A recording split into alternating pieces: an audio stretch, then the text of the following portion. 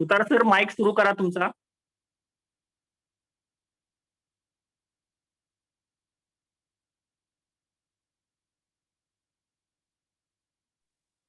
Okay sir, येतोय आवाज? फुफुली येत असावा. हा. आम्हा घरी धन शब्दांचीच रत्ने, शब्दांचीच शस्त्रे यत्न करू. शब्दाची आमुच्या जीवीचे जीवन, शब्द वाटे धन जनलोका. तुका म्हणे पहा शब्दाची हा देव, शब्देची गौरव पूजा करू. आजच्या या कार्यक्रमासाठी उपस्थित सर्व श्रोते,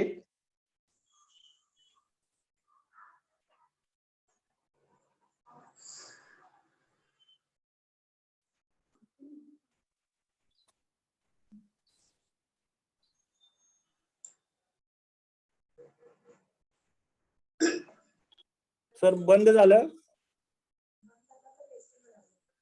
सुतार सर तुमचं माईक आणि व्हिडिओ दोन्ही बंद झाला. कनेक्शन मध्ये नाही आहेत कदाचित.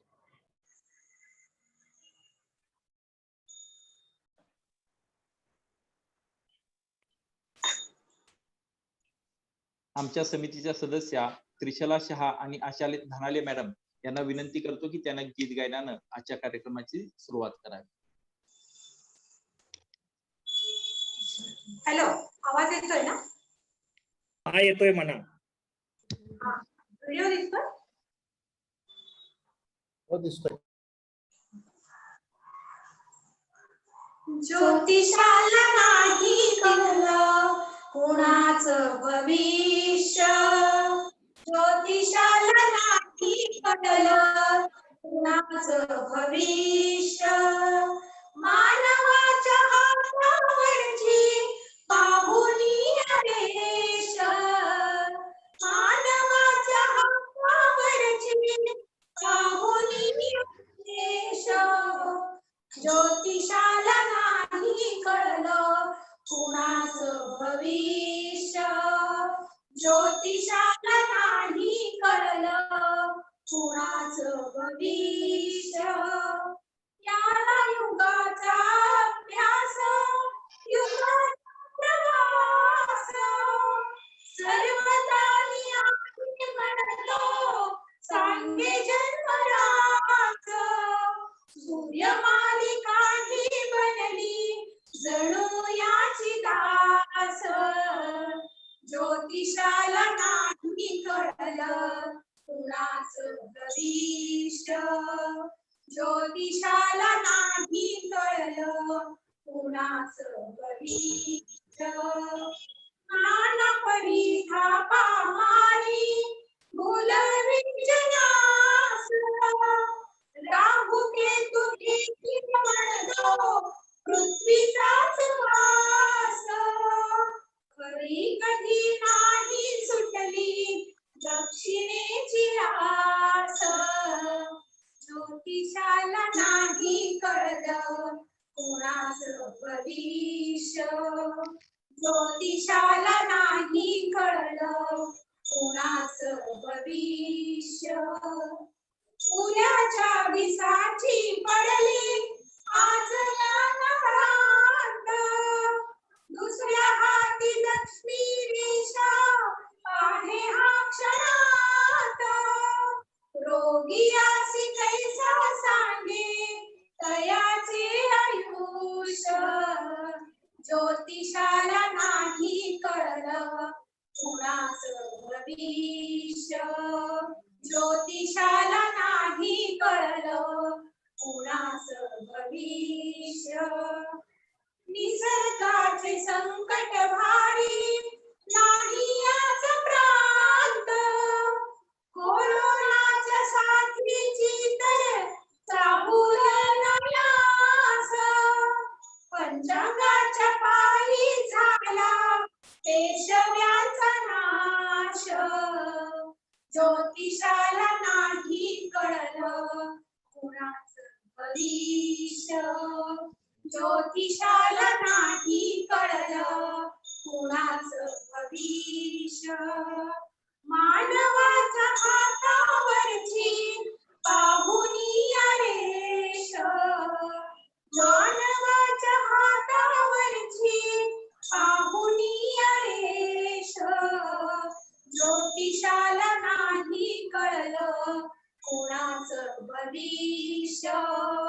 ज्योतिषाला नाही कळलं कुणाचं भविष्य. धन्यवाद मॅडम. अत्यंत सुंदर अशा गीतानं आजच्या या कार्यक्रमाची सुरुवात झालेली आहे. फलज्योतिषाचा मानवी जीवनावरील प्रभाव. खर तर समाज, संपूर्ण जग 21व्या शतकात असताना संपूर्ण जगाला किंवा संपूर्ण देशाला परत पाठीमागे ढकलण्यासाठी इग्नूने एक अभ्यासक्रम सुरू करणार आहे आणि त्या अभ्यासक्रमाला विरोध म्हणून आपण हा कार्यक्रम घेतोय. तर या कार्यक्रमाचं स्वागत मी विनंती करतो माननीय बाबूराव जाधव सर आणि सह जिल्हाध्यक्ष सांगली यांना की त्यांनी सर्व अभ्यागतांचं स्वागत करावं.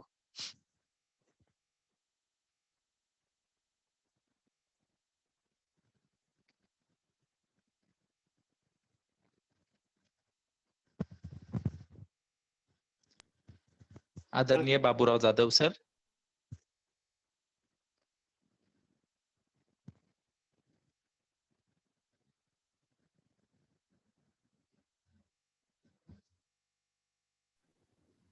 अनम्यूट करा. महाराष्ट्र अंधश्रद्धा आवाज येतोय का?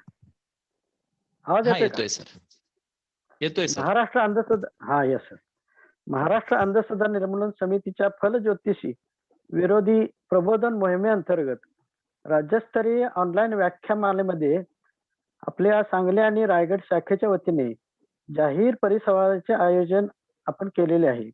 यामध्ये फलज्योतिष व वैज्ञानिक दृष्टिकोन यांचा समाजावरील प्रभाव या विषयावर बोलणारे सुप्रसिद्ध पंचांगकर्ते व खगोल अभ्यासक माननीय दा. कृ. सोमन मुंबई आणि डॉक्टर विश्वास सहस्रबुद्धे पुणे, जे विज्ञानाचे तत्वज्ञान आणि गॉड डिफ्युजन पुस्तकाचे अनुवादक आहे. या दोघांचेही मी समितीच्या वतीने मनापासून स्वागत करतो. त्याचबरोबर शाखेचे कार्याध्यक्ष व ज्यांनी हा परिसंवाद घडवून आणण्यासाठी कार्य केलेले आहे ते डॉक्टर संजय निटवेजी आणि आम्हा सर्वांचे मार्गदर्शक आणि पाहुण्यांची मुलाखत घेणारे आमचे गुरुवर्य आरडे सर यांचे मी आपल्या अनिशच्या वतीने स्वागत करतो. तसेच या कार्यक्रमाचे सूत्रसंचालक, त्याचबरोबर प्रास्ताविक करणारे सुतार सर, वाघेश साळुंके सर, राहुल थोरात आणि या परिसंवादास उपस्थित असणारे अनिशचे सर्व सहानुभूतीधारक, विवेकवादी सर्व सहभागी श्रोते यांचेही मी मनापासून स्वागत करतो व प्रास्ताविकासाठी मी सरांच्याकडे सुपूर्द करतोय. धन्यवाद. धन्यवाद आदरणीय जाधव सर. यानंतर आजच्या या कार्यक्रमाचं प्रास्ताविक श्री वाघेश साळुंके विटा यांनी करावं अशी मी त्यांना विनंती करतो. नमस्कार. अंधश्रद्धा निर्मूलनाचे काम हे लोकांच्या उशाला दिवा ठेवण्याचे काम आहे असं नरेंद्र दाभोळकर म्हणायचे. दिवा माणसाला प्रकाश देतो, त्याच पद्धतीने अंधश्रद्धा निर्मूलन समिती लोकांना वैज्ञानिक दृष्टिकोनाचा प्रकाश देण्याचे काम करते, लोकांना विचार प्रवृत्त करण्याचे काम करते. वैज्ञानिक तथ्य आणि सत्य सातत्याने लोकांच्या समोर मांडण्याचा प्रयत्न अंधश्रद्धा निर्मूलन समिती करत आलेली आहे. फलज्योतिषाच्या बाबतीत सुद्धा अंधश्रद्धा निर्मूलन समितीने स्थापनेपासूनच प्रबोधनाच्या मार्गाने आणि त्याचबरोबर ज्योतिषांना आवाहन आणि आव्हान अशा दोन्ही पद्धतीने अंधश्रद्धा निर्मूलन समितीने या विषयात बाबत जागृती करण्याचं काम केलेलं आहे. अनेक वेळा अनेक व्याख्याने, लेख लिहिणं, पुस्तके लिहिणं ही माध्यमं तर अनिसनं वापरलेलीच आहेत, परंतु त्याचबरोबर ज्योतिषांशीही संवाद साधण्याचा प्रयत्न केलेला आहे. निवडणुकांच्या निमित्ताने असेल किंवा इतर अनेक निमित्ताने, उदाहरणार्थ ज्योतिष महामंडळाची काही अधिवेशन असतात, त्या अधिवेशनांच्या निमित्ताने अनिसने ज्योतिषांना आवाहन केलं की तुम्ही आमच्या सोबत, आम्ही तुम्हाला एक प्रश्नावली देतो, त्या प्रश्नावलीची उत्तर द्या आणि आपण ठरवू की हे फलज्योतिष खरोखर शास्त्र आहे की शास्त्र नाही. परंतु अनिशा या आवाहनाला आजपर्यंत एकाही ज्योतिषानं प्रतिसाद दिलेला नाही. ज्योतिषी त्यांच्या माध्यमातून त्यांच्या स्टेजवरून किंवा वैयक्तिकरित्या स्वतंत्रपणे अनिसला आव्हान देण्याची भाषा करतात, परंतु प्रत्यक्ष ज्यावेळी अनिस अगदी डॉक्युमेंट सह जाहीरपणे आव्हान घेऊन मैदानात उतरते, त्यावेळी मात्र ज्योतिषांनी या आव्हानाला प्रतिसाद दिलेला नाही. तरीही अनिस थांबलेले नाही. अनिसनं आपलं प्रबोधनाचं काम चालूच ठेवलेलं आहे. काही लोकांचं असं म्हणणं असतं की तुम्ही ज्योतिषावर बोलता, फल ज्योतिषावर बोलता, पण फल ज्योतिषावर बोलण्याचा तुम्हाला काय अधिकार आहे? तुमचा फल ज्योतिषाचा अभ्यास आहे का? अशा पद्धतीने सातत्याने विचारणा केली जाते. खरे तर स्वयंपाक चवदार झाला आहे की नाही हे सांगण्यासाठी स्वयंपाक कसा बनवावा याचं ज्ञान असण्याची गरज नसते. केवळ केलेला स्वयंपाक चाखून बघितला तर तो चवदार झालेला आहे की नाही हे सांगता येते. त्याच पद्धतीने फलज्योतिष हे शास्त्र आहे की नाही हे सांगण्यासाठी फलज्योतिषांनी वर्तवलेली भाकिते तपासली, त्यातील किती भाकिते खरी ठरली आणि किती भाकिते खोटी ठरली हे जरी पाहिले तरी आपण याचा निवाडा करू शकतो. त्यासाठी फलज्योतिषाचा रितसर कोर्सच केला पाहिजे असं काही नसतं. परंतु मुख्य मुद्द्यावर यायचं नसल्यामुळे हे अशा पळवाटा काढलेल्या असतात. परंतु आजच्या या कार्यक्रमाच्या माध्यमातून आपण यातील अभ्यासू लोकांनाच आपण बोललेलो आहोत. अनिसने यापूर्वीही अभ्यासपूर्ण फलज्योतिषाबद्दलची अभ्यासपूर्ण मांडणी केलेलीच आहे, अभ्यासपूर्ण उत्तरे दिलेलीच आहेत. परंतु आजच्या कार्यक्रमाचे वैशिष्ट्य असं की या कार्यक्रमासाठी पंचांगकर्ते ज्या पंचांगाचा आधार घेऊन फलज्योतिषी भाकित वर्तवत असतात अशा पंचांगांचा अभ्यास असणाऱ्या, पंचांग करणाऱ्या, पंचांग बनवणाऱ्या व्यक्तींनाच आपण आजच्या या संवादाच्या कार्यक्रमामध्ये बोललेले आहे. तर आपण दा कृ समन यांना आजच्या कार्यक्रमामध्ये निमंत्रित केलेले आहे. त्यांच्याकडूनच आपण त्यांची भूमिका पंचांग आणि फलज्योतिष याबाबतची त्यांची भूमिका आपण समजून घेणार आहोत, त्यांच्याकडून समजून घेणार आहोत.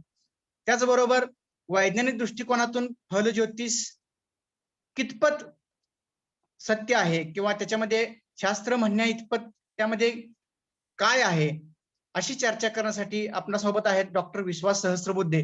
आज मी आशा करतो की या चर्चेतून आपणा सर्वांना फलज्योतिषाबद्दल एक ठाम भूमिका घेण्यासाठी किंवा सम्यक भूमिका घेण्यासाठी आजच्या चर्चेतून आपल्याला निश्चितच दिशादर्शन होईल अशी मला आशा वाटते. आपणा सर्वांना विनंती आहे की अतिशय लक्षपूर्वक ही चर्चा ऐकावी, त्यातील आपल्याला आवश्यक वाटतील ते मुद्दे नोट करून ठेवावेत आणि याही पुढे या विषयावर आपण सातत्याने माहिती घेत राहावी आणि नंतरच आपली भूमिका निश्चित करावी अशी मी सर्वांना विनंती करतो. धन्यवाद. धन्यवाद वागे साळुंके सर. आज खर तर जे दोन प्रमुख अतिथी आहेत, पंचांग व फलज्योतिष यातील अत्यंत तज्ञ आणि अनुभवी असे दाकृ सोमन सर व वैज्ञानिक दृष्टिकोनातील जाणतं व्यक्तिमत्व श्री सहस्त्रबुद्धे सर, या दोन प्रमुख अतिथींची ओळख डॉक्टर संजय निटवे सर, सांगली जिल्हा कार्याध्यक्ष यांनी करून द्यावी अशी मी त्यांना विनंती करतो. डॉक्टर संजय निटवे. नमस्कार, येतोय आवाज? येतोय सर. नमस्कार. तर मी साधारण 2 का 3 वर्षापूर्वी एका प्रदर्शनामध्ये हे सरांचं पुस्तक जे विश्वास सहस्त्रबुद्धे सरांनी जे लिहिलेलं आहे विज्ञानाचे तत्वज्ञान हे माझ्या हातात पडलं आणि त्यावेळेला मी ते पूर्ण वाचूच शकलो नाही. मी खूप प्रयत्न केला पण अर्ध वाचून झालेलं आणि त्यानंतर आता अलीकडेच मी या 15 दिवसापूर्वीच एका रात्री ते पुस्तक हातात घेऊन वाचायला परत सुरुवात केली आणि त्यावेळेला सरांचे प्रस्तावना वाचताना लक्षात आलं की सर हे समाजातील वैज्ञानिक जागृतीसाठी, वैज्ञानिक विचाराच्या जागृतीसाठी प्रयत्न करणारे आहेत आणि म्हणून मी त्यांना रात्रीच फोन लावला आणि त्यानंतर आमचं जे संभाषण होत राहिलं आणि सरांचा जो इंटरेस्ट दिसला या विषयातला, यातून मला वाटलं की त्यांनी आपल्या या परिसंवादामध्ये भाग घेणं आवश्यक आहे आणि तशी मी त्यांना विनंती केली आणि त्यानंतर ते सहभागी झाले आमच्या लगेच विनंतीला मान घेऊन. हा त्यांचा खूप मोठेपणा आहे. तर हे सरांचं वय साधारण 64-65 म्हणजे आमच्या इतकंच आहे तर त्यांनी बीई इलेक्ट्रिकल ही डिग्री झाल्यानंतर म्हणजे इंजिनियर होते व्यवसायानं. 20 वर्ष त्यांनी स्वतःचा व्यवसाय केला पुण्यामध्ये आणि त्यानंतर तो व्यवसायाची सूत्र मला वाटते त्यांच्या पत्नीच्या हाती पोचवून दिली आणि स्वतःला इंटरेस्ट असलेल्या विषयामध्ये म्हणजे नाट्य क्षेत्रामध्ये त्यांनी प्रवेश केला आणि पुणे विद्यापीठातून नाटक या विषय घेऊन MA डिग्री घेतली आणि नंतर त्यातच त्यांनी PhD केलेलं आहे. तर आणि मग आता सध्या ते नाटकाविषयी बरेच काम करतायत की गिरीश कर्नाडांचे नाटकांचे त्यांनी भाषांतर केलंय किंवा दिग्दर्शन अभिनय करून ती नाटकं सादर करतायत आणि नाट्य रूपदर्शन या स्वयंशोधित फॉर्मद्वारे मराठीतील श्रेष्ठ नाट्यकृतींचा रसिकांना परिचय करून देण्याचा त्यांचा उपक्रम चालू आहे. पण त्याहीपेक्षा महत्वाचं म्हणजे आमच्या दृष्टीनं त्यांनी जे फिलॉसॉफी ऑफ सायन्स या पुस्तकाचं जे भाषांतर केलेलं आहे विज्ञानाचे तत्वज्ञान हे सर्वांनी जरूर वाचावं. तसंच त्यांनी रिचर्ड डॉकिन्स याच्या गॉड डिलिजन या निरीश्वरवादाचा प्रखर पुरस्कार करणाऱ्या ग्रंथाचाही मराठी अनुवाद केलेला आहे. आजचे आपले दुसरे वक्ते आहेत ते म्हणजे सुप्रसिद्ध पंचांगकर्ते डॉ. सोमन सर. सरांची माझी भेट झाली सांगलीमध्ये, त्यांचं व्याख्यान होतं त्यावेळेस आणि त्यावेळेस पासूनच मी त्यांच्या कायम संपर्कात असतो. त्यांनी मला बरीच पुस्तकं पण गिफ्ट केलेली आहेत. ते दरवर्षी स्काय फॉर द 2020 किंवा स्काय फॉर 2021 असं दरवर्षी एक पुस्तक खगोलशास्त्राच्या माहितीविषयीचं प्रसिद्ध करतात. म्हणजे हे जणू काही एक पंचांगच असतं. म्हणजे खगोलशास्त्रीय इव्हेंट्स त्या वर्षात जे होणार आहेत, त्या ग्रहण केव्हा होणार आहेत आणि त्याविषयीची माहिती संपूर्ण शास्त्रीय माहिती ते देत असतात. अतिशय छान लिखाण असतं त्यांचं आणि त्यांनी आतापर्यंत बऱ्याच परदेशातील वेधशाळांना भेटी दिलेल्या आहेत. हजारो व्याख्यानं त्यांनी खगोलशास्त्र विषयावरची सादर केलेली आहेत. तिथे माथेरान येथील आकाशगंगा प्रकल्पाचे ते मार्गदर्शक आहेत. आणखीन बऱ्याच वर्तमानपत्रामध्ये आणि आकाशवाणी आणि दूरदर्शन अशा सर्व मीडियामध्ये त्यांची व्याख्याने होत असतात. त्यांना बरेच पुरस्कार मिळालेले आहेत. तर अशा या महनीय व्यक्तिमत्वाची आज आपल्याला ओळख होणार आहे त्यांच्या संभाषणातून किंवा परिसंवादातून. तर मी आरडे सरांना विनंती करतो की त्यांनी या दोन वक्त्यांची वार्तालाप सुरू करावा. धन्यवाद. एक मिनिट, मी सरांचं स्वागत करतो. सहस्त्रबुद्धे सर आणि सोमन सर, आपणा दोघांचं मनपूर्वक स्वागत की आपण आमच्या विनंतीला मान देऊन आमच्या या कार्यक्रम उपक्रमात सहभागी झाला. धन्यवाद.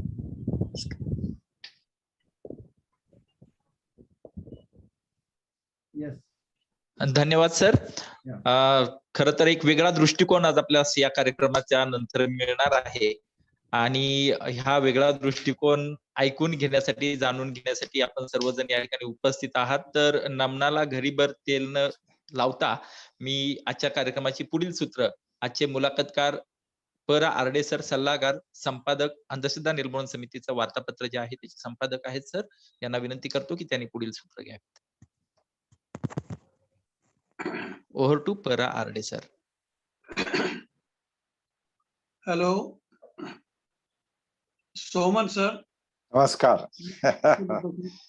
नमस्कार. मी रिटायर प्राध्यापक PR आरडे, अंधश्रद्धा निर्मूलन चळवळीचा एक कार्यकर्ता आणि नरेंद्र दाभोळकरांचा सहकारी. आतापर्यंतच्या 5-10 मिनिटांमध्ये ज्योतिषाच्या संदर्भामध्ये जे काही विचार मांडले गेले त्याच्यामध्ये जरा मी थोडं वेगळं बोलतो आता की एक प्रायोरी म्हणजे पूर्वग्रह दोषित ज्योतिष हे खोटच असं समजू नये. म्हणजे सत्य काय आहे हे तपासून मग त्याच्यावर निर्णय घ्यावा. आणि या संदर्भात या क्षेत्रात विचंत सोमन सर आणि सहस्रब सर हे प्रायोरी ज्योतिषाबद्दल काही न सांगता त्यांनी जे अनुभव किंवा पडताळे घेतले किंवा त्यांनी त्याचा जो सखोल अभ्यास केलेला आहे त्या अभ्यासातून ते वस्तुनिष्ठ मांडणी करतील आणि ती मांडणी आपण स्वीकारावी अशी मी अपेक्षा करतो. बाजारातील वांगी आपण घेताना ते वांग तपास होते किडका आहे का चांगला आहे. सामान्य हा स्वभाव विचाराच्या क्षेत्रामध्ये का परिवर्तित होत नाही हा माझा सवाल आहे. विचाराच्या क्षेत्रामध्ये माणसं दुसऱ्याच्या विचाराला बळी पडतात किंवा आपल्यापेक्षा कोणीतरी श्रेष्ठ आहे असं समजून त्याला फॉलो करतात. इथं म्हणजे कुठल्याही अंधविश्वासाबद्दल किंवा ज्योतिषाबद्दल तपासण्याची खरी मेघ. अनंत काणेकर यांचा एक प्रख्यात निबंध आहे. त्या निबंधामध्ये त्याने असं म्हटलंय की एक माणूस बोर खात बसला होता आणि खाता खाता असं बोर टाकताना एक बोर त्याच्या मिशीमध्ये अडकलं.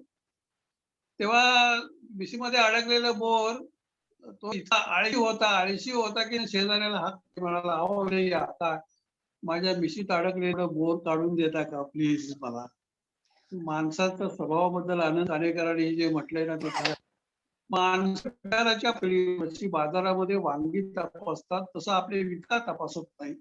ते तपासण्यासाठी त्यांना उद्युक्त करण्यासाठी त्यांना समजून सांगण्यासाठी आपल्यासारखी विवेकी गटातली माणसं प्रयत्न करतात. आणि या प्रयत्नाचाच एक भाग म्हणून ज्योतिषाबद्दल प्रायोरी काही न मांडता त्याचा अभ्यास करून त्या अभ्यासाच्या संदर्भात जे काही निष्कर्ष निघालेले आहेत ते सोमन सर आणि सहस्रबुद्धे सर आपल्या समोर मांडणार आहेत. तेव्हा मी त्यांना पहिला प्रश्न असा विचारतो की ज्योतिष पितळ की सोनं याची चर्चा आपण या परिसंवादात करणार आहोत. आता या संदर्भात पहिला माझा प्रश्न असा की ज्योतिषी असं म्हणतात की आम्ही ग्रहगोलांचा अभ्यास करतो म्हणजे आमचे विज्ञान आहे आणि नारळीकरांसारखे वैज्ञानिकही खगोल विज्ञानाचा अभ्यास करतात. मग सहस्रबुद्धे सर तुम्हाला पहिला प्रश्न असा की ऍस्ट्रॉनॉमी म्हणजे खगोलशास्त्र आणि ऍस्ट्रॉलॉजी म्हणजे ज्योतिष याच्यामध्ये नेमका भेद काय आहे? सहस्रबुद्धे सर.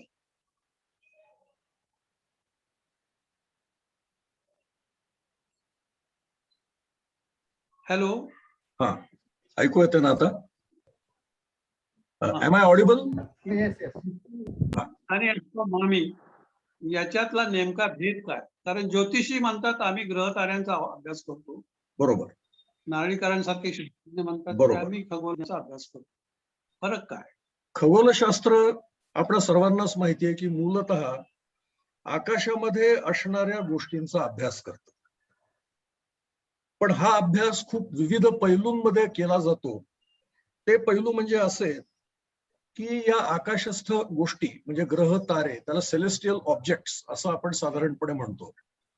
त्यांचं स्थान कोणतं आहे, त्यांचं आकारमान काय आहे, अंतराळामध्ये ही विविध सेलेस्टियल ऑब्जेक्ट्स पसरलेली असतात ती नेमकी कशी पसरलेली आहे, त्यांची गतिकी म्हणजे मोशन, तसंच या सगळ्या सेलेस्टियल ऑब्जेक्ट्स कशाच्या बनलेल्या आहेत म्हणजे त्यांचं कंपोजिशन काय आहे, त्याचबरोबर त्या ऊर्जेच्या स्रोत असतात हे आपल्याला सर्वांना माहिती आहे. तर त्यामुळे ऊर्जा या पैलूच्या माध्यमातून सुद्धा या ग्रहांचा अभ्यास करण्याचं काम खगोलशास्त्र करत असतं. आणि सगळ्यात महत्वाचं म्हणजे या आकाशस्थ गोष्टी ज्या आहेत त्या नेमक्या उत्क्रांत कशा झाल्या, अशा विविध पैलूंमध्ये खगोलशास्त्र हे आकाशस्थ गोष्टींचा अभ्यास करत असतं. ज्योतिषशास्त्र हे ग्रहांच्या स्थितींचाही अभ्यास करतं, यात काही वाद नाही. परंतु त्याच्याही पुढे जाऊन ज्योतिषशास्त्र हे ग्रहांच्या स्थिती किंवा त्यांच्या स्थितीमध्ये होणारे बदल आणि प्रत्येक माणसाची त्याच्या जन्मवेळी मांडलेली कुंडली या तीन गोष्टींच्या आधारानं त्या माणसाच्या जीवनामध्ये ज्या काही गोष्टी घडतात त्यांचा संबंध जोडण्याचा प्रयत्न करतं आणि त्याचबरोबर घटनांचं भाकितही करण्याचा प्रयत्न करतं. माझ्या दृष्टीनं हा खगोलशास्त्र आणि भविष्यशास्त्र यांच्यामधला महत्वाचा फरक आहे. हा, थँक्यू सर. दुसरा सोमन सरांना विचारतो. सोमन सर, हा, खगोलविज्ञानी दुर्बिणीतून अवकाशात निरीक्षण करतात. हो. आणि तर ज्योतिषी लोकांचा उपयोग करतात. पंचांगाचं असतं बऱ्याच वेळा. पंचांगामध्ये नक्की काय असतं? खगोल विज्ञान का ती ज्योतिषाची पोतडी? याबद्दल आपलं मत काय? हा, तुम्ही चांगला प्रश्न विचारलाय. सर्वांना नमस्कार प्रथम करतो. पंचांगाविषयी गैरसमज आहेत, पहिल्यांदा लक्षात घ्या. पंचांग म्हटलं की फल ज्योतिष, हेच लोकांना वाटतं, तसं ते नाहीये. पंचांगामध्ये आपण जर बघितलं तर खगोल गणित आहे आणि ते गणित खूप महत्वाचं आहे.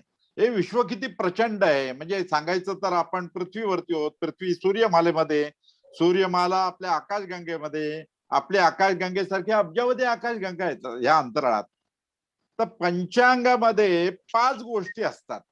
अगदी साध्या सोप्या भाषेत मी सांगतो. एक म्हणजे तिथी, वार, नक्षत्र, योग आणि करण. या 5 अंग म्हणजे 5 गोष्टींची माहिती पंचांगात असते, म्हणून त्याला पंचांग म्हणतात. अर्थात हे प्राचीन काळापासून भारतात गणित आहे, मला खगोल गणित हे आहे. तर खगोलशास्त्र पंचांगामध्ये किती आहे?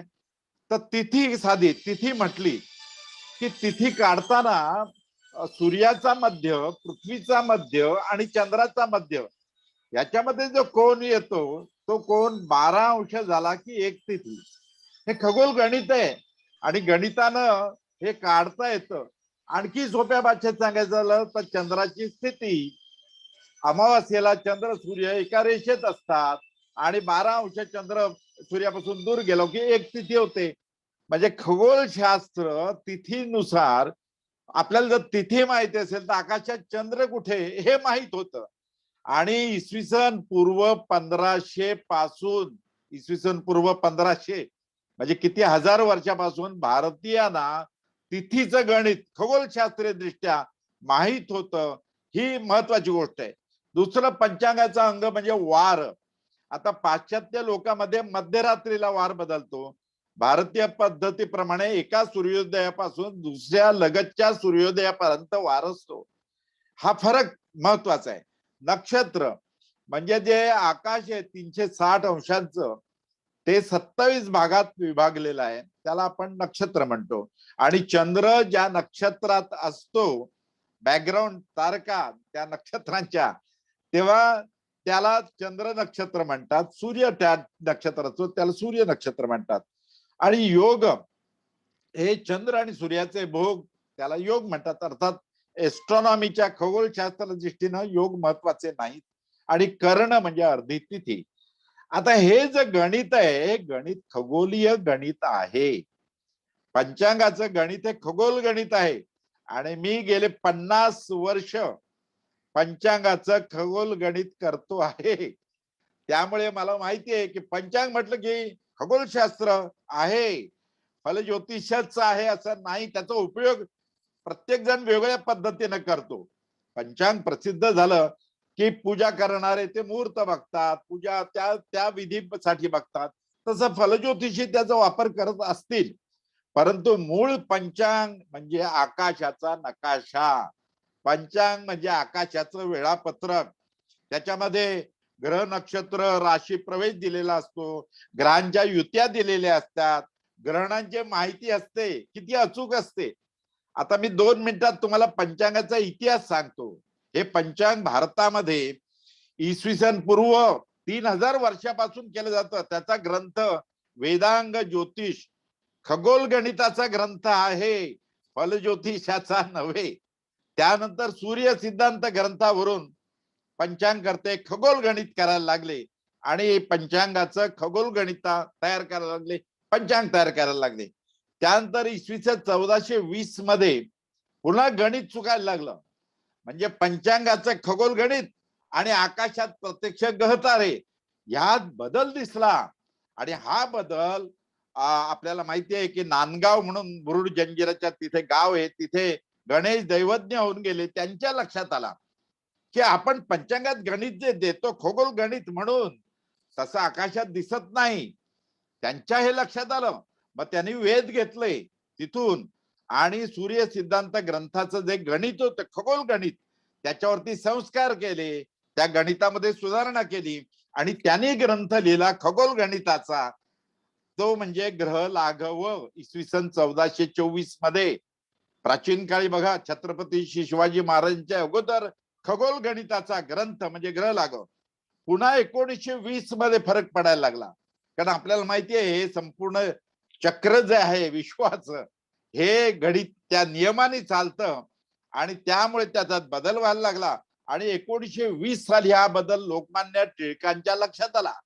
पंचांगात वेगळं गणित, पंचांगात ग्रह वेगळ्या राशीत आणि आकाशात तो वेगळ्या राशीत. एकदा तो ग्रहण दिलेलं होतं पंचांगात, आकाशात दिसलं नाही. लोकमान्य बाळ गंगाधर टिळकांना मनाला लागलं 100 वर्षापूर्वी 1920 त्यांनी सांगलीला संमेलन घेतलं पंचांग आणि आवाहन केलं, केसरीमध्ये जाहिरात दिली, जर कोणी ग्रह लागवरती गणित सुधारून नवीन ग्रंथ तयार करेल अचूक आकाशात दिसतं तसं पंचांगात पाहिजे, जसं पंचांगात आहे तसं आकाशात पाहिजे खगोल गणित, तर मी त्याला 1000 रुपये बक्षीस देईन. आणि नागपूरचे डॉक्टर केशव लक्ष्मण दफ्तरी हे गणितज्ञ, खगोल गणितज्ञ, त्यांनी ग्रंथ लिहिला आणि त्याचं नाव कर्णकल्पलता. त्याच्यावरून पंचांग करते खगोल गणित करायला लागले. आता पंचांगामध्ये जे गणित असतं ते त्याला दीर्घगणित म्हणतात. दीर्घगणित, दीर्घगणित म्हणजे काय, तर आकाशात जसं असतं तसंच पंचांगात दिलेलं पाहिजे आणि जसं पंचांगात असतं तसंच आकाशात असलं पाहिजे. म्हणून खगोल अभ्यास करणारे जे असतात माझ्यासारखे खगोल अभ्यासक ते पंचांगाचं गणित समजून घेतात आणि त्या गणिताप्रमाणे आकाशात दिसतं की नाही हे तपासतात. आणि खगोल जे अभ्यासक आहेत, विद्यार्थी आहेत, प्राध्यापक आहेत समाजामध्ये, तर त्यांना पंचांगा जर माहित असेल तर लक्षात येतं, ते वापर करतात आकाश दर्शनासाठी. तर मित्रांनो, पंचांग म्हणजे फलज्योतिष नव्हे, पंचांग म्हणजे भविष्य नव्हे, पंचांग म्हणजे आकाशाचं वेळापत्रक. पंचांग म्हणजे जसं रेल्वेचं टाइम टेबल असतं तसं आकाशाचं टाइम टेबल म्हणजे पंचांग.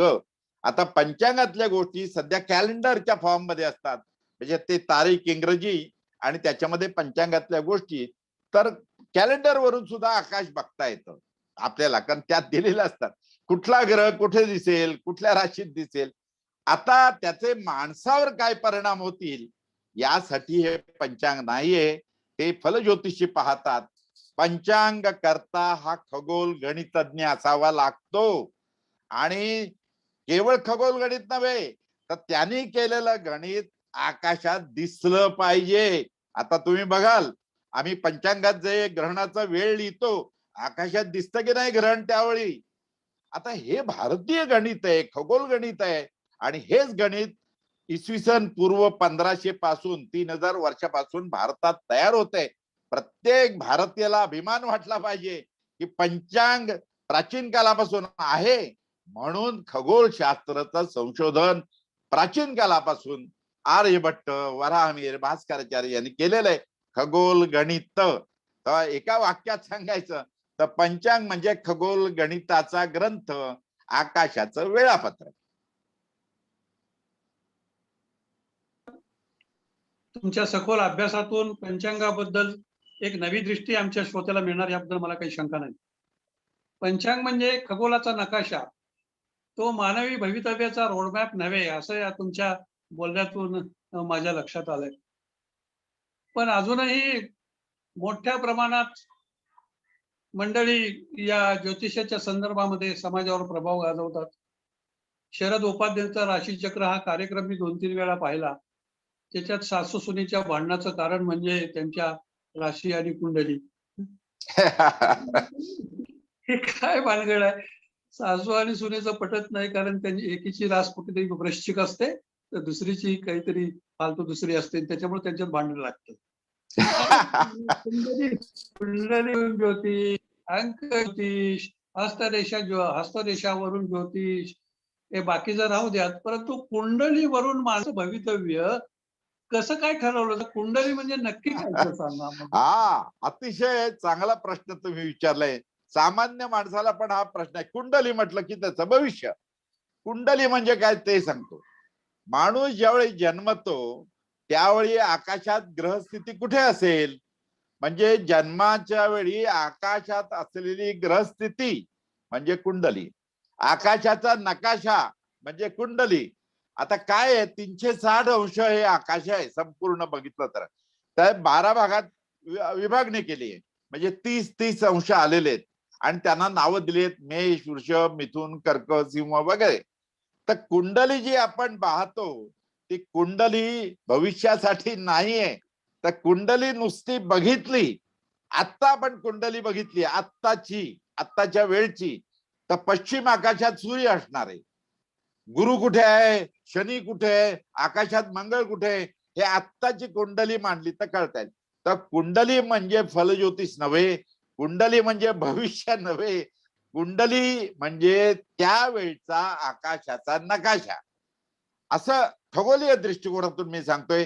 त्यामुळे कुंडली प्रत्येक वेळेची जर मांडली आपण, तर कुंडलीवरून कुठला ग्रह कुठल्या राशीत किती वाजता दिसेल, कुठे दिसेल, दिसेल की नाही, की सूर्य तेजामध्ये तो लुप्त झालेला आहे. आता बुध शुक्र हे सूर्य तेजामध्ये लुप्त होतात आणि दिसत नाहीच होतात ग्रह, इतर सुग्रह, तर ते कुंडलीवरून सांगता येतं. खगोल शास्त्राचा अभ्यास म्हणून एका वाक्यात सांगायचं तर कुंडली म्हणजे त्यावेळचा आकाशाचा नकाशा. Thank you sir.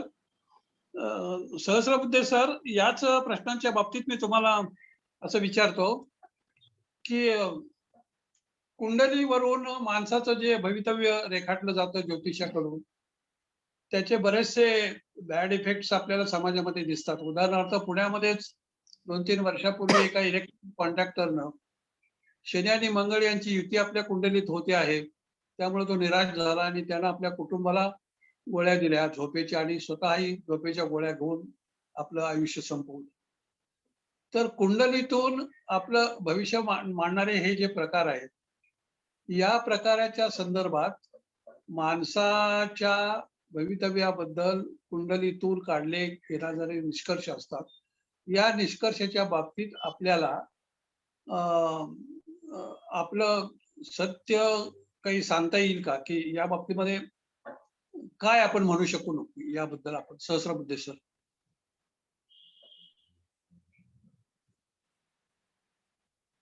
Sahasrabuddhe sir.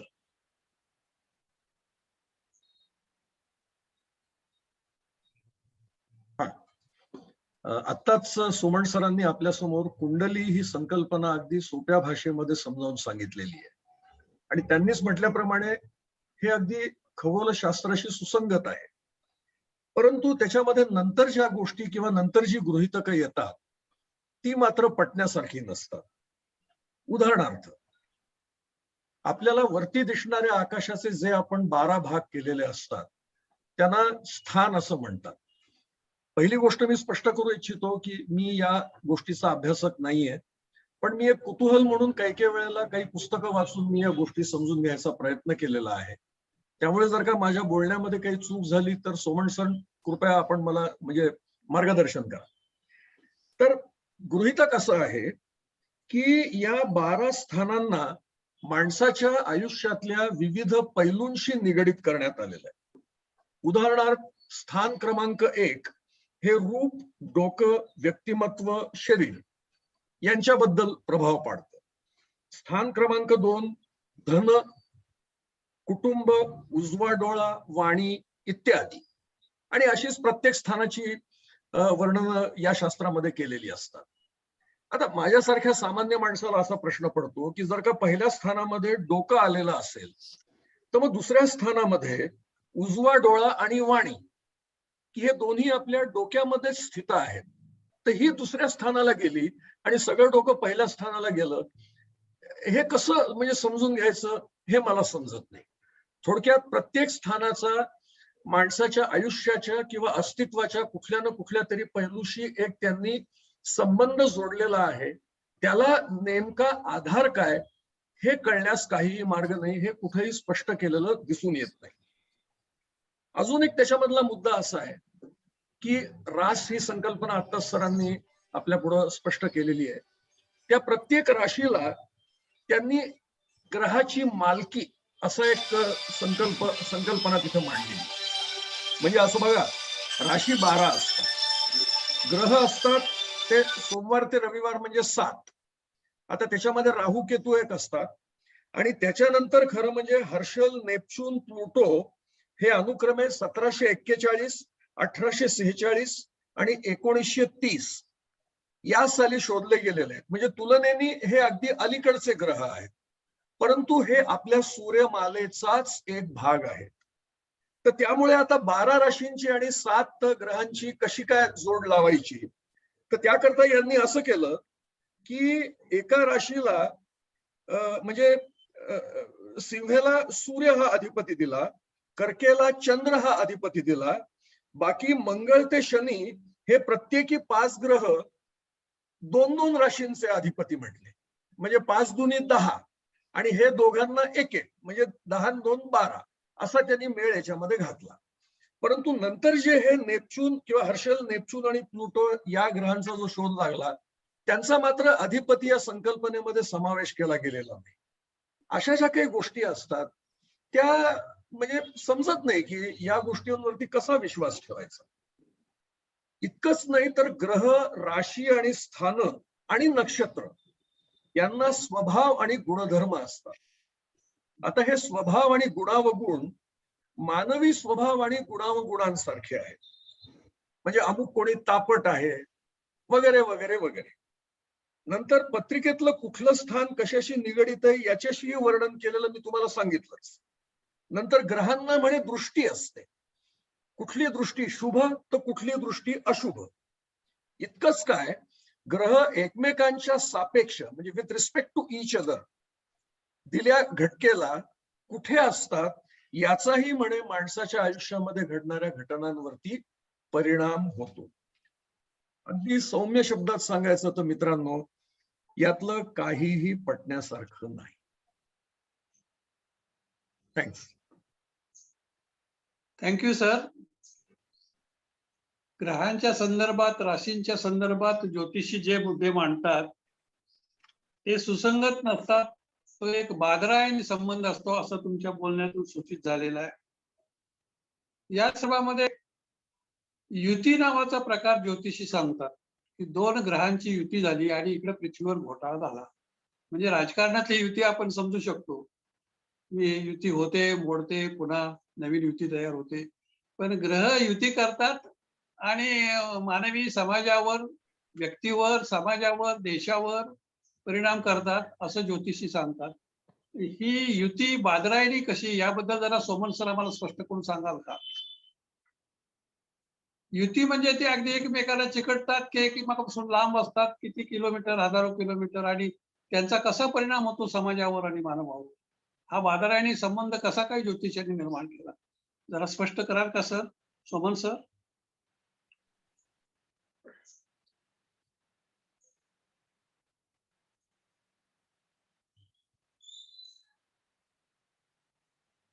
Mic mute Soman आहे सर. सोमन सर. हा आवाज येतोय? हा. हा.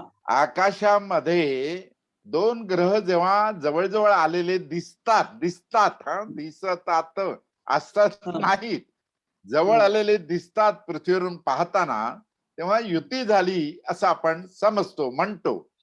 आता ग्रह कसे आहेत?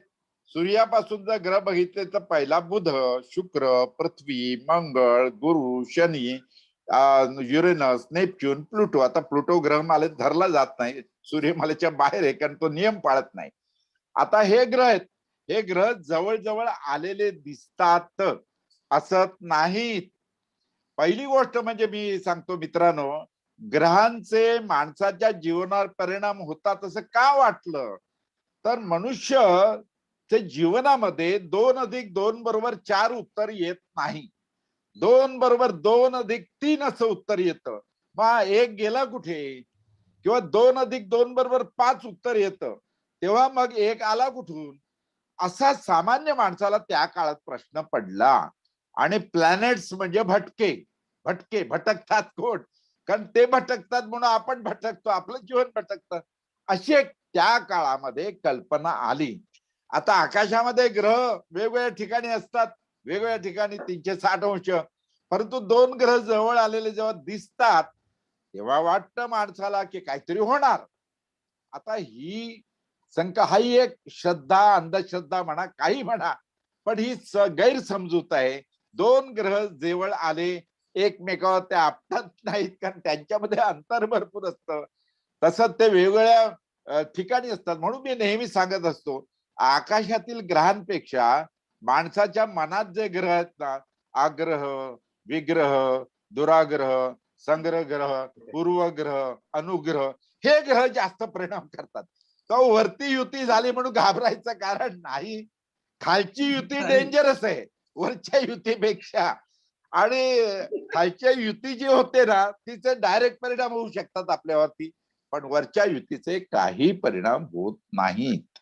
तेव्हा ही खगोलीय युती म्हणजे ग्रह जवळ दिसतात आलेले, प्रत्यक्षात ते जवळ येत नाहीत. छान सर. ग्रहांची युती ही मानवी भवितव्यावर काही परिणाम करत नाही, परंतु आपल्या समाजात अवतीभोवती असलेल्या वेगवेगळ्या संघटनांची युती आपल्याला तापदायक होते. हे तितकंच खरं. छान मांडलं तुम्ही या युतीबद्दल. आग्रह विग्रह जरा परत एकदा सांगा सर. मी नेहमी भाषणातून सांगतो, मला प्रश्न विचारतात ग्रह माणसाच्या जीवनावर परिणाम करतात का? ते म्हटलं ते मला माहित नाही. खगोल एस्ट्रॉनॉमी मध्ये परिणाम करत नाहीत, परंतु माणसाच्या मनातील ग्रह आहेत. आग्रह, विग्रह, दुराग्रह, संग्रह, पूर्वग्रह, अनुग्रह, हे ग्रह जास्त डेंजरस आहेत.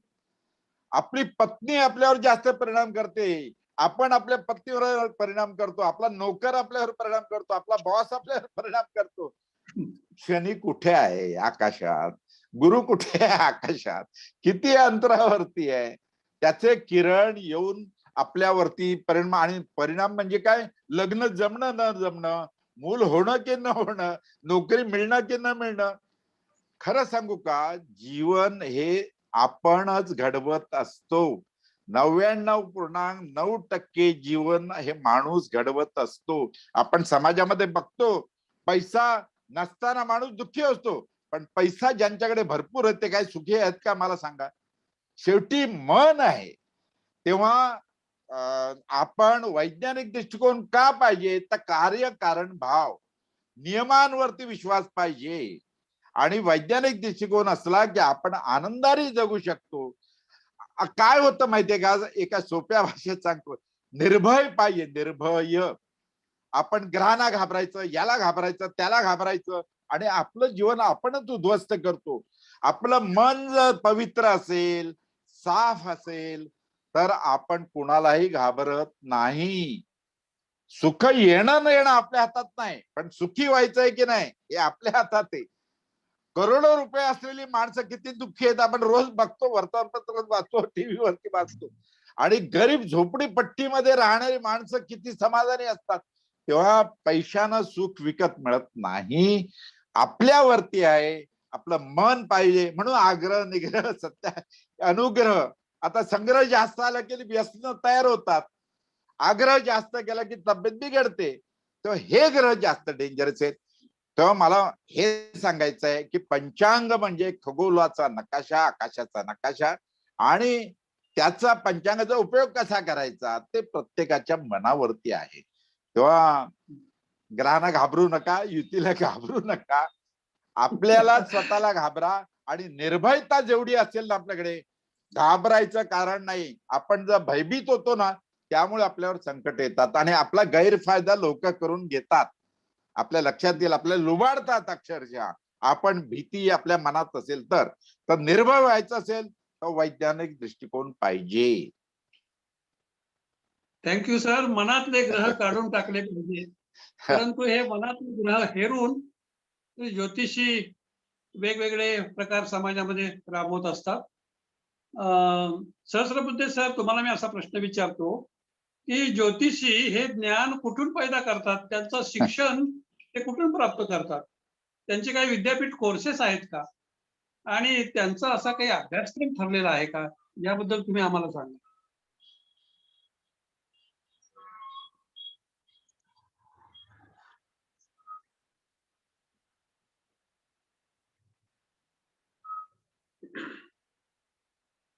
ज्योतिषांची ज्ञान प्राप्ती कुठून चालते? असे कुठे काही विद्यापीठात कोर्सेस आहेत का?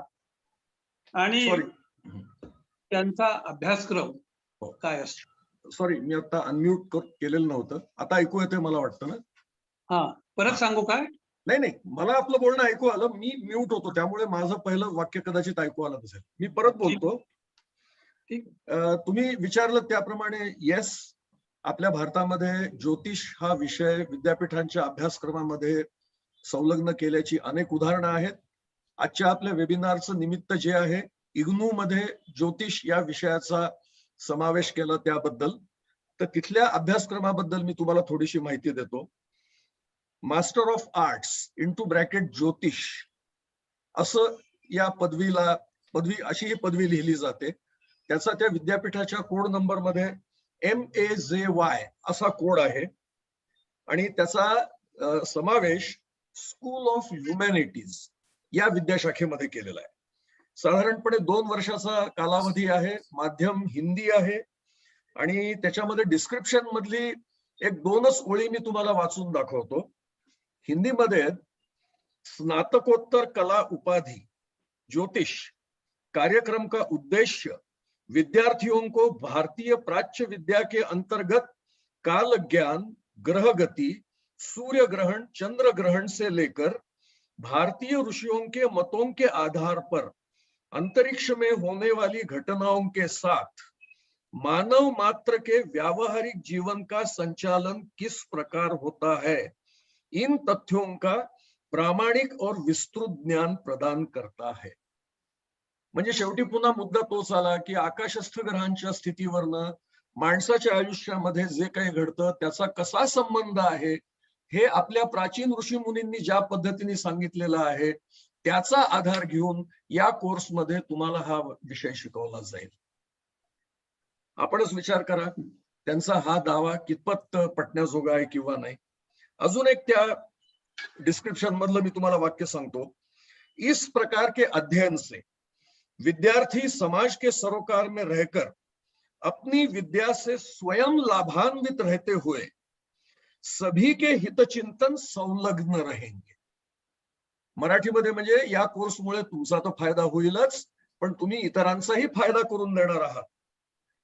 विषय ज्ञान के साथ साथ रोजगार के प्रति प्रेरित करना और उसके लिए योग्य होने की क्षमता विकसित करना भी इस कार्यक्रम में सन्निहित है.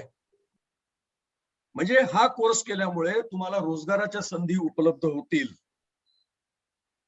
आणि या रोजगारांच्या संधी करता स्वतःला सक्षम बनवणं हे या कोर्सचं उद्दिष्ट आहे, असं हे इग्नूचं पत्रक तुम्हाला सांगतं. आता या कोर्सची फी 12,600 रुपये 2 वर्षांचा कोर्स आहे. 6,300 प्लस 6,300 अशी पहिल्या दुसऱ्या वर्गाची फी आहे. आता याच्यामध्ये विषय काय आहेत बघा. मला कुतूहल होतं की यांचं सिलेबस काय असेल. पहिल्या वर्षी भारतीय ज्योतिष का परिचय एवं ऐतिहासिकता, सिद्धांत ज्योतिष एवं काल, पंचांग एवं मुहूर्त, कुंडली निर्माण हे पहिल्या सेमिस्टरमध्ये पहिल्या वर्षामध्ये शिकवले जाणारे विषय. दुसऱ्या वर्षामध्ये फल विचार, गणित ग्रहण वेद एवं यंत्रादी विचार. आता मी याच्यामध्ये यंत्र सुद्धा शिकवणार आहेत की कुठल्या तरी यंत्राची तुम्ही पूजा केल्यामुळे तुमच्या अमुक एक ग्रह दशेला तुम्ही कसं म्हणजे त्याचा इफेक्ट तुम्ही कसा दूर करू शकाल वगैरे, असं काहीसं याचं स्वरूप असावं असा माझा कयास आहे. संहिता ज्योतिष आणि ज्योतिर्विज्ञान ही विषयांची नाव आहे. इग्नू ही काही एकच युनिव्हर्सिटी नाहीये की ज्यांनी ज्योतिषशास्त्राचा कोर्स चालू केलेला आहे, पण मला अनेक युनिव्हर्सिटीची नावं आढळली नेटवरती. मला त्या युनिव्हर्सिटीची नावं फारशी माहित नव्हती, पण मी जस्ट त्या नावांचं तुमच्या समोर उच्चारण करतो. शास्त्र university Thanjavur Tamil Nadu, Lal Bahadur Shastri national Sanskrit university new Delhi, Sampurnanand Sanskrit विश्वविद्यालय वाराणसी, कवी कुलगुरू कालिदास संस्कृत युनिव्हर्सिटी महाराष्ट्र आणि VELS institute of science technology and advance studies. याच्यामध्ये 6 सेमिस्टरचे कोर्सेस आहेत आणि त्याच्याकरता नेमलेली पुस्तकं आपला फार वेळ न घेता जस्ट एक 2-3 पुस्तकांची मी नावं सांगतो. प्रेडिक्टिव्ह एस्ट्रॉलॉजी ऑफ हिंदूज, लेखक Gopesh Krishna Ojha. Fundamentals of astrology mister Ramakrishna Bhat. Astrology for 21st century Prash Trivedi वगैरे वगैरे. आणि कोर्स पुरा केल्यानंतर रोजगाराच्या संधी तुम्हाला काय असतील? ऍस्ट्रॉलॉजिस्ट, न्यूमरॉलॉजिस्ट, म्हणजे आकड्यांवरती बेस करून किंवा अल्फाबेट्स वरती बेस करून. म्हणजे बऱ्याच वेळेला तुम्ही बघता काही सिनेनट त्यांच्या नावामध्ये एखादा जास्तीचा ए किंवा जास्तीचं ई किंवा जास्तीचा आय असं घालतात, जेणेकरून कदाचित त्यांच्या भविष्यामध्ये फरक पडेल असं त्यांना या न्यूमरॉलॉजिस्टनी सांगितलेलं असतं बहुधा. किंवा जेमॉलॉजिस्ट, हातामध्ये खडे घालायचे, कुठल्या परिस्थिती करता काय करायचं याचं जे शास्त्र ते जेमॉलॉजी, याच्यामध्ये तुम्हाला रोजगाराच्या संधी आहेत असं या कोर्सचं परिपत्रक सांगतं. पाम रीडर किंवा पामिस्ट्री, टॅरट कार्ड रीडर, हे तर ऐकून मी हतबुद्ध झालो. मित्रांनो, टॅरट कार्ड म्हणजे काय तुम्हाला माहिती की नाही माहित नाही. आपल्या पत्त्यासारखा कॅट असतो, फक्त त्याच्यामध्ये जे पत्ते असतात त्याच्यावरती वेगवेगळ्या आकाराच्या आकृत्या असतात. तो जो टॅरट रीडर असतो तो तुमच्या समोर तो कॅट धरतो, तुम्ही त्यातनं ते कार्ड काढायचं आणि तो ते कार्ड बघून तुम्हाला त्याबद्दलचं भविष्य सांगतो. ही तुम्हाला संधी या कोर्स मधनं पास झाल्यावरती मिळणार आहे असं इग्नूचं म्हणणं आहे. रादर इग्नूचं नाही, या इतर म्हणजे युनिव्हर्सिटीच्या माहितीमध्ये मला ही माहिती मिळाली. एरर करेक्शन, इग्नू नाही, या इतर युनिव्हर्सिटीज. भारतीय विद्याभवन ही एक देशातली प्रसिद्ध शिक्षण संस्था आहे. इथे तर 1987 पासून भविष्य या विषयाचे कोर्सेस उपलब्ध आहेत आणि या सगळ्या संस्थांच्या वेबसाईट्स आहेत. गुगलवरती जाऊन तुम्ही जर का या संस्थेचं नाव टाकलं, कोर्सचं नाव टाकलं, तर तुम्हाला एका मागून एक त्या कोर्स संबंधीची माहितीची पानं तुम्हाला भराभर दिसतील.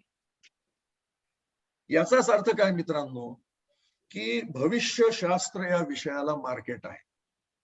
वर मी आता सांगितलेलं शुल्क आणि सांगितलेला कालावधी हे खर्च करून या कोर्सला नाव घालणारे आपल्याकडे लोक आहेत, हे याच्यावरून मला दिसून येतं.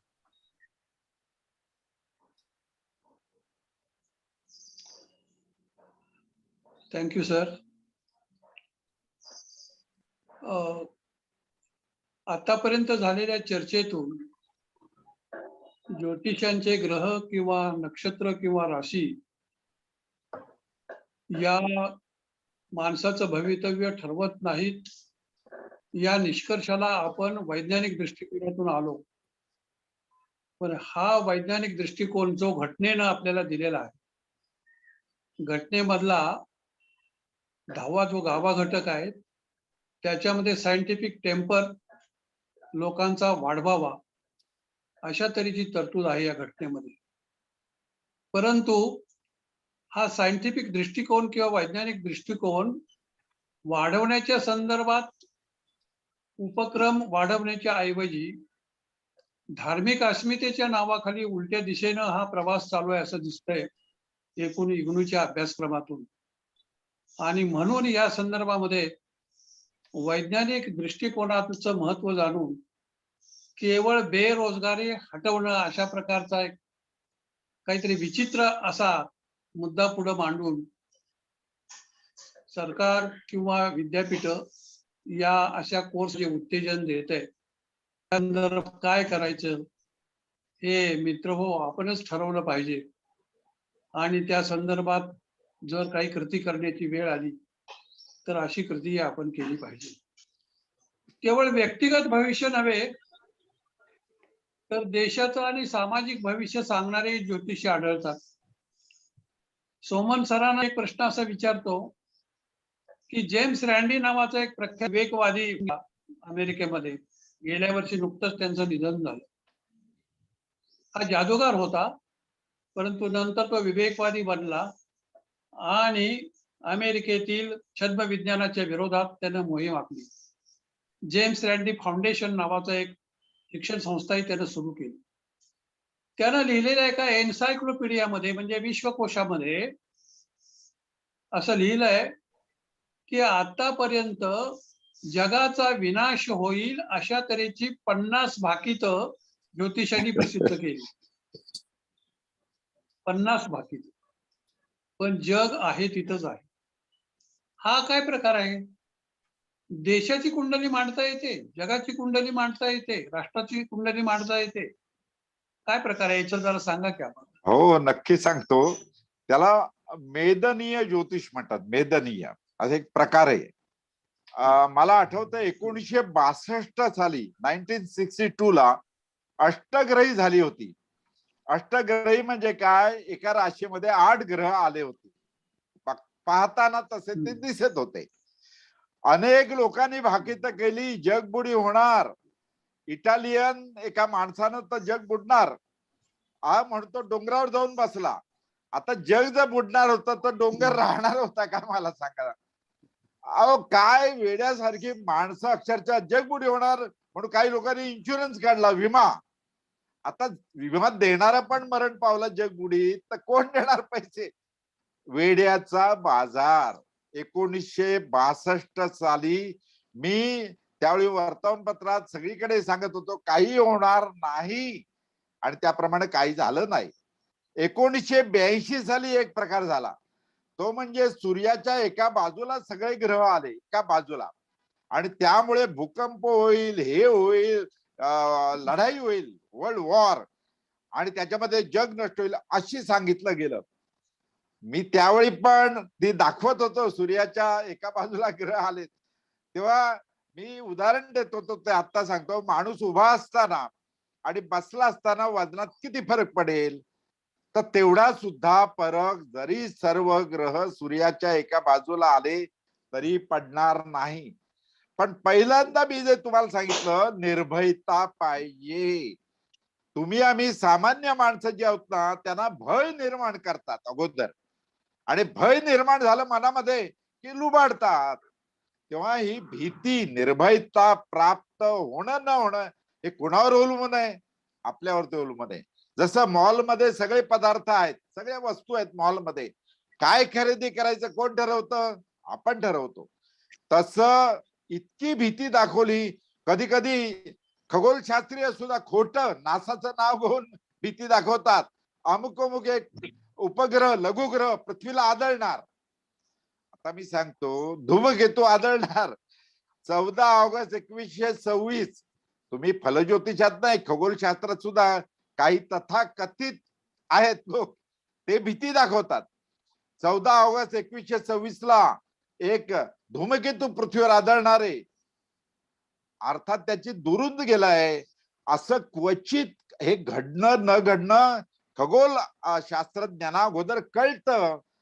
दुर्बिणी रोखलेल्या आहेत. विज्ञान एवढं प्रगत आहे की अशी एखादा धूमकेतू पृथ्वीवर आदळायला आला त्याचा मार्ग बदलता येईल, एखादा अश्नी पाषाण आला त्याचा मार्ग बदलता येईल.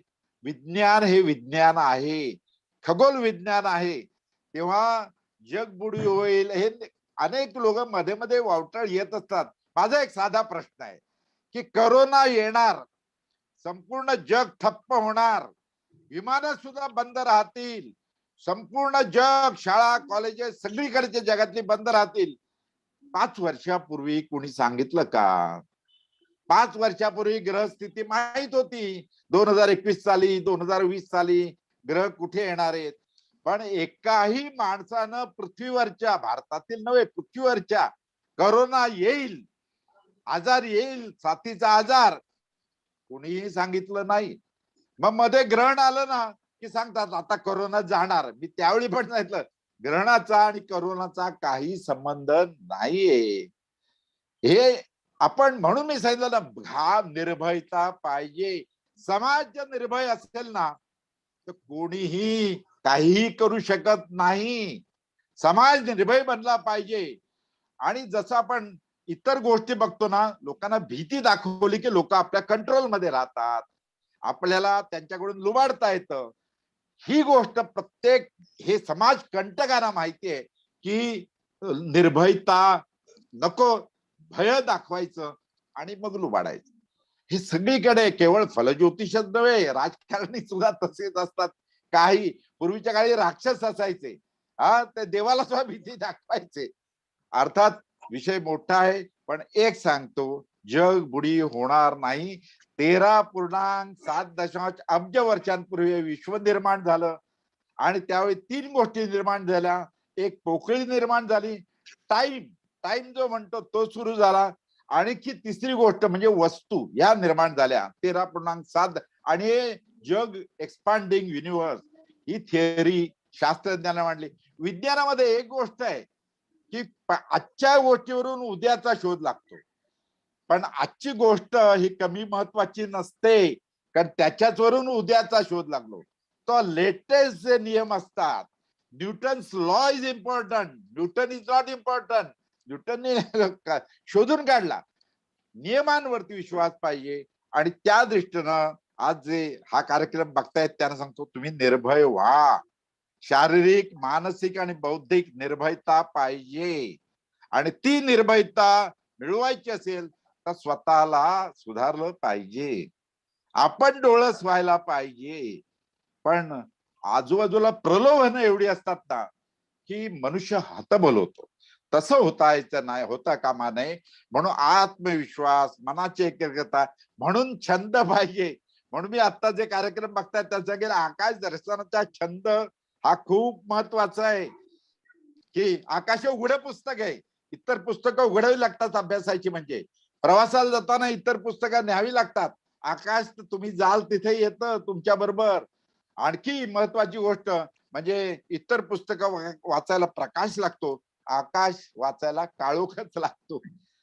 छंद पाहिजे माणसाला, हॉबी पाहिजे, छंद पाहिजे. मग पेटी वाजवण्याचा असो, हार्मोनियम असो, संगीत असो, ट्रेकिंग असो, बॉटनी असो, कुठलाही छंद पाहिजे. तर खगोलशास्त्राचा छंद मला या 80व्या वर्षी सुद्धा मला जगायला सांगतो. लक्षात ठेवा, मनुष्य हतबल होत नाही. हे मी अनुभवाने सांगतोय ऍट द एज ऑफ 80 की खगोलशास्त्राच्या छंदामुळे माझं आयुष्य सुखी झालेलं आहे. जे तरुण वर्ग हा कार्यक्रम बघतायत त्यांना एक सांगतो, ऍस्ट्रॉनॉमी इज अ सायन्स. आणि तुम्ही मनामध्ये वैज्ञानिक दृष्टिकोन ठेवा. रात्री झोप चांगली राहते, तब्येत चांगली राहते आणि आरोग्य कसलं, मनाचं आरोग्य चांगलं राहतं. मला मुद्दाम सांगायचंय, बुद्धीचं आरोग्य चांगलं राहतं आणि शरीराचं आरोग्य चांगलं राहतं. तेव्हा हे महत्वाचं आहे. खगोलशास्त्राचा अभ्यास करा, अभ्यासक व्हा आणि हॉबी पाहिजे, छंद पाहिजे. कारण आवडीचं काम जीवनामध्ये मिळतच असं नाही, पण आवडीचा छंद जोपासता येतो की जो आपल्या मनाला विश्रांती मिळवून देतो. एकाने प्रश्न विचारलाय की चंद्रामुळे भरती ओटी येते, मग माणसावर नाही का परिणाम होत? मी नेहमी सांगतो, माणसाच्या रक्तावरती चंद्राचा भरती ओटी येत नाही, रक्त वाहत आहे. एक हौद भरला असेल तर त्याला चंद्रामुळे भरती ओटी येणार नाही. भरती ओटी म्हणजे काय, एक तास लागेल सांगायला, पण एका बाजूचं पाणी दुसऱ्या बाजूला येतं. हे नियम विज्ञानामध्ये आपण 6वीच्या पुस्तकात शिकतो. ते समजून घ्या. माणसाला जन्म होणं, लग्न होणं, शिक्षण होणं हे त्या चंद्र घडवत नाही, ग्रह घडवत नाही. Thank you sir. अरे सर, आपण मी एक डॉक्टर म्हणून मी या चंद्राच्या मानवी शरीरावर होणाऱ्या परिणामाविषयी एकच पॉइंट मला ऍड करायचा होता. करू का? हा करा. हा सर, बोला. सर्व सजीव प्राण्यामध्ये होमिओस्टॅसिस नावाची मेकॅनिझम असते. होमिओस्टॅसिस मेकॅनिझम मुळे सर्व सजीव प्राणी आपण जिवंत राहत असतो किंवा आपले म्हणजे बाहेरच्या जगातील बदलांचा शरीरावर, प्राण्यांच्या शरीरावर जो परिणाम होऊ न देण्याचं काम पॅरामोशियम सारख्या अगदी प्रिमिटिव्ह वन सेल ऑर्गॅनिझम पासून मानवामध्ये प्रचंड अतिशय मोठी चांगली सुनियंत्रण असतं. ते जनुकीय दृष्ट्या आपल्याला आलेलं असतं आणि स्वतःच्या शरीराचं पीएच असेल, ऍसिड बेस बॅलन्स असेल किंवा पाण्याचं प्रमाण असेल किंवा इलेक्ट्रोलाइटचं प्रमाण असेल, हे सर्व नियंत्रित करण्याचं, राखण्याचं आपल्याकडं यंत्रणा असते मानवी शरीरामध्ये. किंवा आता उदाहरणार्थ फक्त पाण्याविषयी बोलायचं असेल तर अँटी डायुरेटिक हार्मोन हे आपल्या पिट्युटरी ग्रंथीमधून तयार होणाऱ्या हार्मोन पैकी एक महत्वाचा हार्मोन आहे.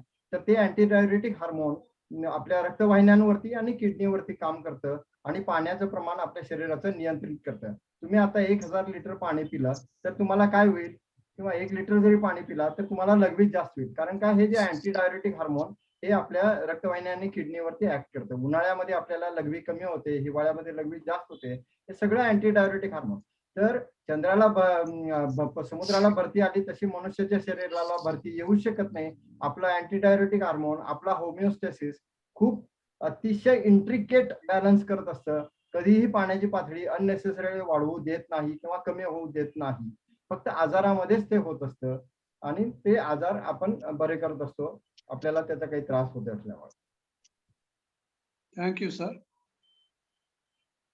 आपण लोकांनी ज्योतिषाचे जे हार्मफुल इफेक्ट आपल्यावर होतात त्या संदर्भात सावधानता बाळगावी आणि त्यासाठी काय करायला हवं या संदर्भात सोमन सरांनी एक छान आपल्याला कार्यक्रम सांगितला. तुम्ही छंद बाळगा आणि मुद्दा मला खूप आवडला. आमच्या या सांगली युनिटचे डॉक्टर निटवे सर यांनी हा छंद आमच्यामध्ये भरवलेला आहे आणि आम्ही आता पावसाळा आहे म्हणून थांबलोय, नाहीतर उन्हाळ्यात आणि हिवाळ्यात आठवड्यातून एकदा तरी ग्रामीण भागामध्ये जातो. रात्रभर ग्रामीण भागातल्या एखाद्या शाळेतल्या मुलांना आकाश दर्शनाचा लाभ देतो आणि पहाटे जे ग्रह दिसतील ते बघून परत संध्याकाळी येतो. तेव्हा हा तुमचा छंद तुम्ही सुचवलेला छंद सोमन सर आम्ही जोपासतो सांगली युनिट तर्फे. आपण लोकांना प्रबोधित करण्याचा प्रयत्न करतो पण उलट्या दिशेनं समाजातील काही लोक सोमन सरांनी जो मुद्दा सांगितला भीतीचा, त्याचा उपयोग करून लोकांची भीती परपेच्युअल करतात, अधिक वाढवतात. 1999 साली जग बुडेल तेव्हा माझे जे भक्त आहेत त्यांनी माझा फोटो असलेला बिल्ला गळ्यात बांधावा किंवा माझा पेन वापरावं म्हणजे तुमचं या विनाशापासून संरक्षण होईल असं आपल्या भक्तांमध्ये पसरवलेलं होतं. हा बुवा आता मोठा झालाय महाराष्ट्रामध्ये, त्याचं नाव सांगत नाही मी तुम्हाला. आणि त्यानं 1999 ला जग बुडेल असं भाकीत करून अगणित संपत्ती बिल्ल विकून आणि पेन विकून आणि आपले फोटो विकून लोकांच्याकडून जमा केली. 1999 साली काही झालंच नाही हे आता आपण पाहतोच आहोत. तर अशी ही भीती वाढवण्याचं काम समाजकंटक म्हणा किंवा चुकीचे व्यवसाय करून लोकांना फसवण्याचे जे मार्ग लोकांच्या पुढे मांडतात त्यांच्या विरोधी प्रभावी जनजागरण करण्यासाठी म्हणून आपण हे असे कार्यक्रम आयोजित करत आहोत. या कार्यक्रमामध्ये सोमन सरांनी सुचवलेला छंद, त्याच्याबरोबरच सहस्रबुद्धे सरांच्या बद्दल निटवे सरांनी जी माहिती सांगितली त्याच्यामध्ये नाट्य रूपानं लोकांच्या प्रबोधन करता येईल असं सहस्रबुद्धे सरांचं आग्रह आहे. तेव्हा लोकांच्या मध्ये वैज्ञानिक दृष्टिकोन जागृत करण्यासाठी कोणत्या युक्त्या वापराव्या आणि वैज्ञानिक दृष्टिकोन म्हणजे नेमकं काय आणि त्याचा कसा उपयोग कलेच्या रूपात नाट्य रूपात लोकांचं प्रबोधन करण्यासाठी होईल याबद्दल सहस्रबुद्धे सर आपण मार्गदर्शन करावं.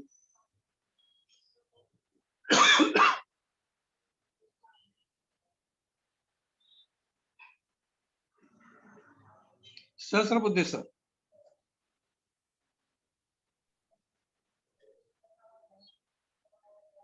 माणसांवरती या अशा गोष्टींचा प्रभाव पडतो हे आपल्याला अगदी रोजमर्याच्या आयुष्यामध्ये दिसतं आणि आपल्यालाही असं वाटतं की अरे हे असं का घडतं. याला उत्तर कदाचित एकच आहे, ते म्हणजे त्याची मानसिकता किंवा स्वभाव. आता हे फार तसं ढोबळ उत्तर आहे, पण जरा थोडं खोलात गेलं तर मला वाटतं हे आपल्याला अशा तऱ्हेनं म्हणजे सांगता येईल. आता मी मानसशास्त्रज्ञ नाहीये, पण थोडंसं मला जे काही आकलन झालंय त्याप्रमाणे मी आपल्या बरोबर हे सांगण्याचा प्रयत्न करतोय. आपल्या स्वभावाचे किंवा मानसिकतेचे तर्क, बुद्धी, नैतिकता, सत्सद्विवेक आणि आत्मभान असे अनेक पैलू असतात. आता माणसाचा स्वभाव बनतो त्याच्यामध्ये 2 फॅक्टर्स असतात, नेचर आणि नर्चर, निसर्ग आणि संस्कार किंवा अनुवंशिकता आणि भवताल म्हणजे हेरिडिटी आणि एन्व्हायरमेंट. याच्यामुळे माणसाचा स्वभाव हा बनत जातो. आता माणसाचा स्वभाव आपल्याला मोजता येत नाही, पण तो आपल्याला जोखता येतो. ती व्यक्ती कुठल्या पर्यायांची निवड करते याच्यावरनं आपल्याला त्या व्यक्तीचा स्वभाव जोखता येतो. आता मी आत्ताच सांगितलं तसं रॅशनॅलिटी, लॉजिक, रिझन यांचा वापर करण्याची क्षमता किंवा अक्षमता या रूपामध्ये आपल्याला स्वाभाविकता जोडता येते. आता तुम्ही जर का बघितलं तर आपल्या सभोवतालच्या प्राणी सृष्टीमध्ये हे प्राणी कसा विचार करत असतील, तर मला असं वाटतं की यांच्या मनामध्ये नेहमीच तर्क किंवा रिझन किंवा कॉज अँड इफेक्ट या पर्टिक्युलर संकल्पनेवरचा पूर्ण विश्वास हा आपल्याला ठाई ठाई आढळून येतो.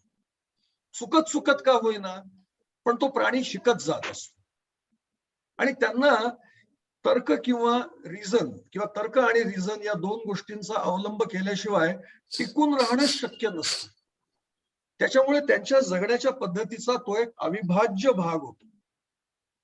आपण माणसं सुद्धा तशीच वागतो. तुम्ही विचार करून बघा की वैज्ञानिक दृष्टिकोन बाजूला ठेवून जगणं हे फार अवघड आहे, परंतु असं माणसं कधी कधी लीलया करत असतात हे आपल्याला रोजच्या उदाहरणामध्ये दिसतं. आता असं असूनही ज्योतिषशास्त्राकडे लोक वळतात त्याचं अजून एक कारण मला दिसतं. एक मानसिकतेचे दोन मी असं म्हणेन की टोकाचे प्रकार आपल्याला करता येतील. एक म्हणजे माझ्या बरोबर जे घडतंय त्याच्याकरता सर्वस्वी मी आणि मी जबाबदार आहे. आपल्याला कदाचित वरकरणी हा फार म्हणजे चांगला दृष्टिकोन वाटेल की आपण कोणालाही त्याकरता जबाबदार धरत नाही, परंतु मित्रांनो अशा तऱ्हेचा अतिरेकी दृष्टिकोन सुद्धा योग्य नाही. आणि याचं दुसरं टोक म्हणजे माझ्या आयुष्यात जे घडतंय त्याकरता अजून दुसरं कोणीतरी जबाबदार आहे. मग ते आकाशातले ग्रह तारे असोत किंवा काहीही असो. मला आठवतंय मी जेव्हा कॉलेजमध्ये होतो तेव्हा जेव्हा आपण एखाद्या ओव्हरब्रिजच्या खालनं किंवा वरनं जात असतो, म्हणजे खालून रेल्वेवरनं आपण ओव्हरब्रिज चाललोय सायकलवरनं, तर ज्या वेळेला आपण ओव्हरब्रिज वरती असतो आणि बरोबर त्यावेळेला रेल्वे त्याच्या खालून जात असते तेव्हा मला वाटायचं की अरे हा काहीतरी एक मोठा विलक्षण क्षण आहे, फार म्हणजे एकमेव असा क्षण आहे आणि आता काहीतरी होणार. मला असं वाटतं की आपल्या मानवी मनाची जडणघडणच अशी असते की आपण अशा दोन गोष्टींमध्ये काहीतरी संबंध लावण्याचा प्रयत्न करतो.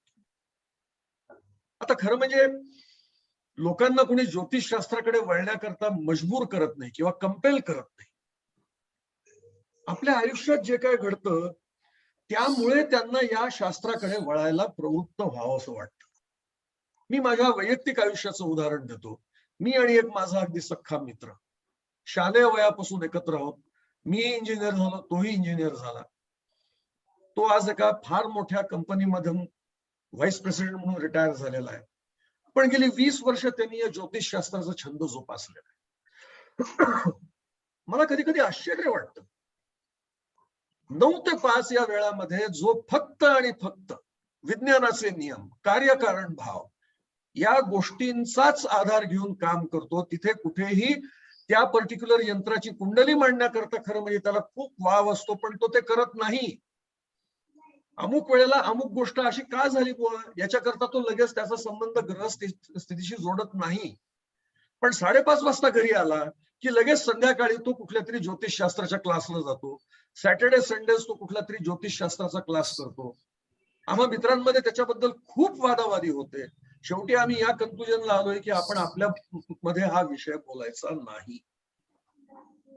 मला असं वाटतं की कॉमन सेन्सचा वापर करून या अशा अज्ञानमूलक गोष्टींवरती मात करणं शक्य आहे. तात्विक पातळीवरती चर्चा केली ना की मग त्याला काहीही अंत राहत नाही. की कशावरून म्हणजे आम्हाला असे चांगले अनुभव आलेत. आता हे तर मी इतक्यांदा आर्ग्युमेंट ऐकलेलं आहे आणि त्यांना सांगितलंय की बाबांनो तुम्हाला आलेल्या अनुभवांची तुम्ही काही एक लिस्ट केली आहे का, की कुठले अनुभव तुमचे खरे ठरले किंवा कुठले अनुभव तुमचे खोटे ठरले, याचं त्यांच्याकडे कुठलंही स्टॅटिस्टिकल रेकॉर्ड नसतं. त्यामुळे मला असं वाटतं की स्वतःच एकदा काहीतरी मनाशी ठरवून आपण अशा गोष्टींपासून स्वतःची सुटका करून घेतली पाहिजे. पण मला एक गोष्ट यातनं लक्षात आली की अशा गोष्टींकरता वेळ द्यायला लागतो. फार आक्रमक भूमिका घेऊन चालत नाही. हा माझा स्वानुभव आहे. माझ्या प्रश्नाचा दुसरा भाग आहे की नेमका वैज्ञानिक दृष्टिकोन म्हणजे काय. आता खरं म्हणजे मला याचं पूर्ण भान आहे की मी अंधश्रद्धा निर्मूलन समितीच्या कार्यकर्त्यांच्या समोर बोलतोय, त्यामुळे या गोष्टी कदाचित खूप ज्याला आपण एलिमेंटरी असं म्हणतो, प्राथमिक स्वरूपाच्या अशा वाटण्याचा म्हणजे संभव आहे. पण एक नोंद करण्याकरता मी अगदी थोड्या वेळामध्ये तुम्हाला वैज्ञानिक दृष्टिकोनाबद्दल काही सांगतो. वैज्ञानिक आकलनाची पद्धत एकूण 5 टप्प्यांची असते. निरीक्षण, समान निरीक्षण, समान निरीक्षणांच्या आधारे एखादी उपपत्ती किंवा प्रमेय आणि उपपत्तीचं समर्थन होऊ शकेल, जस्टिफिकेशन होऊ शकेल, असं काही कॉज आणि इफेक्ट म्हणजे कार्यकारण भाव याचं गठन करणं, एस्टॅब्लिश करणं. एकदा हे एस्टॅब्लिश झालं की मग त्याच्याकरता फॉर्म्युला म्हणजे सूत्र शोधणं आणि तो तयार करणं किंवा एस्टॅब्लिश करणं. आणि 5वी पायरी म्हणजे या सूत्राच्या आधारे भाकीत करणं. मित्रहो, भाकीत म्हणजे प्रेडिक्शन आणि स्पष्टीकरण म्हणजे एक्सप्लेनेशन या एकाच नाण्याच्या 2 बाजू आहेत. तुम्हाला जर का एखाद्या गोष्टीचं स्पष्टीकरण करता येत असेल तर ती गोष्ट केव्हा घडू शकेल याचं तुम्ही भाकीत करू शकता. असा त्याच्यामध्ये अगदी एक साधा म्हणजे, आणि मला वाटतं की ही पद्धत अगदी समजून घेण्याकरता अत्यंत सोपी आहे, म्हणजे त्याच्यामध्ये न पटण्यासारखं काहीच नाही. आणि ही पद्धत अगदी बिनतोड म्हणावी अशी आहे, कारण या पद्धतीमध्ये नाही मला असं वाटतं बुवा असं म्हणायला मुळीच जागा नाहीये. हा ठीक आहे, तुम्हाला पहिल्या सुरुवातीला काहीतरी एखादी गोष्ट जाणवते त्यावेळेला तुम्हाला अच्छा मला असं वाटतं की नाही याचा काहीतरी याच्याशी संबंध असेल, पण आपण म्हणतो की ठीक आहे ठीक आहे ठीक आहे, तुला वाटतंय ना, मग जरा अजून विचार कर, अजून प्रयोग कर, तो डेव्हलप कर, आम्हाला त्याचा पुरावा दे, आम्हाला त्याची प्रायोगिक चाचणी करून त्याचा निष्कर्ष दाखव, तरच आपण त्याच्यावरती विश्वास ठेवू शकतो.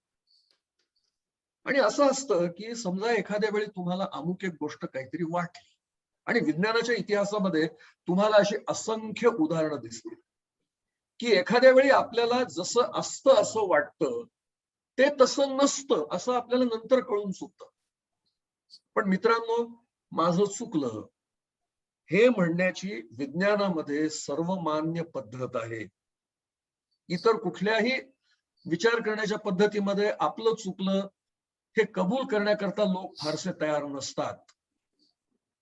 बऱ्याच वेळेला जेव्हा विज्ञानाच्या किंवा, आणि विज्ञान म्हणजे लक्षात घ्या ती एक कामाची पद्धत आहे हो, ते काही व्यक्तीचं नाव नाही किंवा कोणाचं नाव नाही की विज्ञान अपूर्ण आहे, विज्ञानामध्ये काय म्हणू हेकेखोरपणा आहे वगैरे, असं एखाद्या मनुष्याच्या गुणावगुणांबद्दल जसं बोलावं तसं लोक कधी कधी बोलताना दिसतात.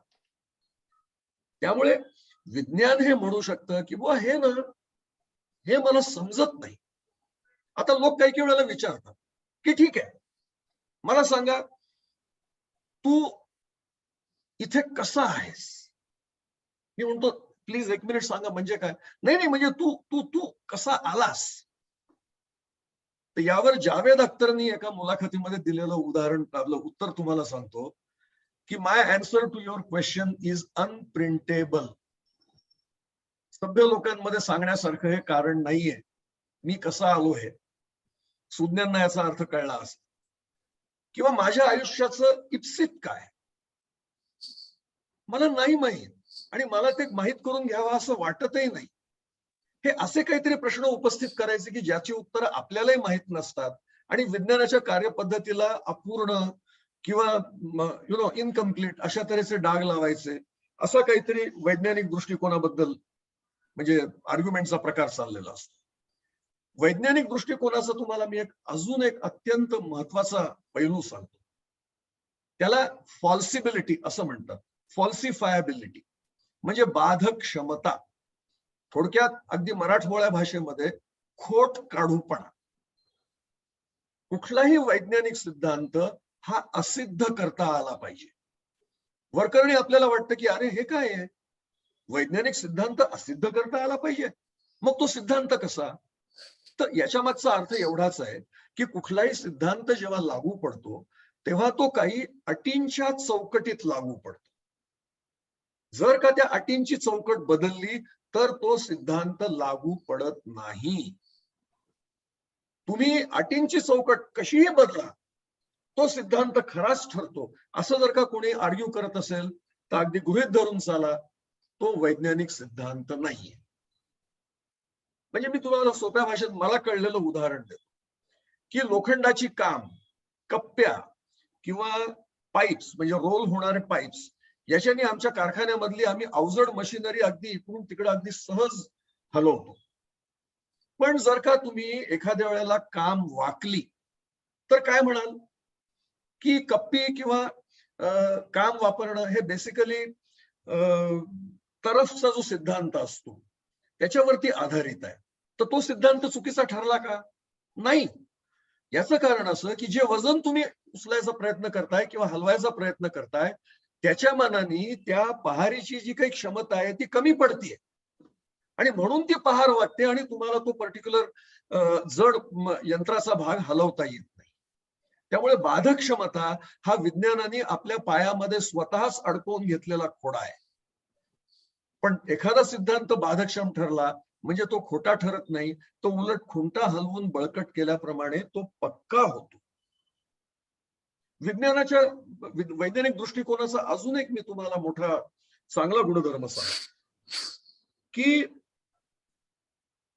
त्याच्यामध्ये निरपेक्षता कुठलाही त्याच्यामध्ये म्हणजे पूर्वग्रह त्याच्यामध्ये नाही.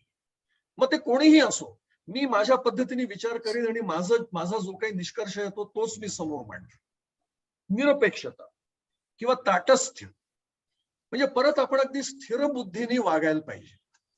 कुठल्याही बाह्य परिणामांचा आपल्या मनावरती किंवा निर्णय क्षमतेवरती परिणाम होऊ देता कामा नये. बुद्धी प्रामाण्य हे तर आपल्याला सगळ्यांना माहिती आहे.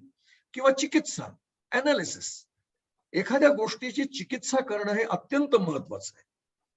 आणि त्याचबरोबर जेव्हा आपण आपले मुद्दे मांडतो तेव्हा आपण ते नम्र शब्दामध्ये मांडले पाहिजे. या सगळ्या गोष्टींचा वैज्ञानिक दृष्टिकोनामध्ये समावेश होतो.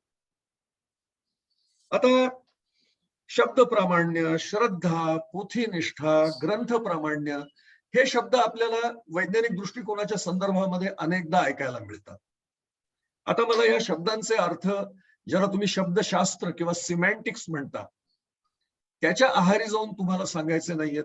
मला वाटतं या शब्दांचा काय अर्थ असतो हे तुम्हाला आम्हाला चांगलं माहिती आहे.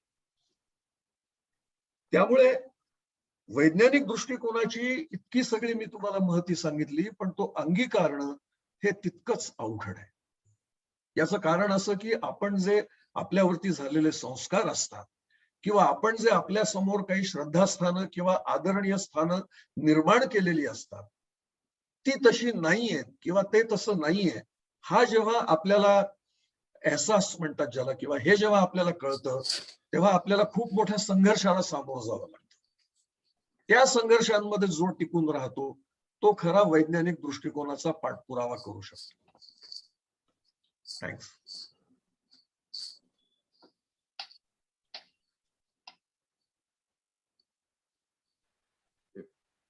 ज्योतिषासारख्या छद्म विज्ञानाला सामोरं जायचं असेल तर वैज्ञानिक दृष्टिकोन समाजामध्ये रुजवायला हवा हा मुद्दा सहस्रबुद्धे सरांनी अतिशय छान पद्धतीने मांडला.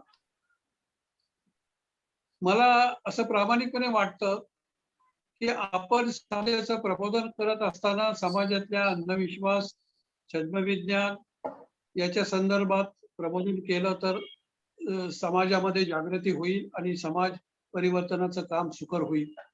परंतु हे अवघड आहे असं सहस्रबुद्धे सरांनी सूचित केलं आणि ते बरोबर आहे. याचं कारण की हजारो वर्षापासून ज्योतिषाचा आधार घेऊन एक व्यवसाय निर्मिती या समाजात झालेली आहे आणि तो एक जगण्याचा व्यवसाय झालेला आहे आणि त्याला पुन्हा धार्मिक अस्मितेची जोड मिळालेली आहे. हे सगळं वेदामध्ये होतं म्हणून ते आता समाजाला शिकवलं पाहिजे अशा आत्ताचे राज्यकर्ते म्हणत आहेत. किंवा राज्यकर्ते आणि ज्योतिषासारख्या छद्मविज्ञानाला आपला जगण्याचा व्यवसाय मानणारे लोक यांची युती हे आपल्या पुढचं खरं आव्हान आहे हे या व्याख्यानातून सूचित होत आहे. याला उपाय एकच, आपण लोकांचं जास्तीत जास्त प्रबोधन करत राहणं आणि वैज्ञानिक दृष्टिकोनाचा प्रसार करत राहणं. एकदम समाज कदाचित बदलणार नाही, हळूहळू बदलेल, परंतु सरकारी पातळीवर किंवा राज्य पातळीवर घटनेच्या विरोधात जर का एखादी गोष्ट समाजावर लादली जात असेल तर नरेंद्र दाभोळकर म्हणत असत तसं अहिंसात्मक पद्धतीनं कायद्याच्या चाकुरीत राहून आपण त्याला विरोध करायला हवा.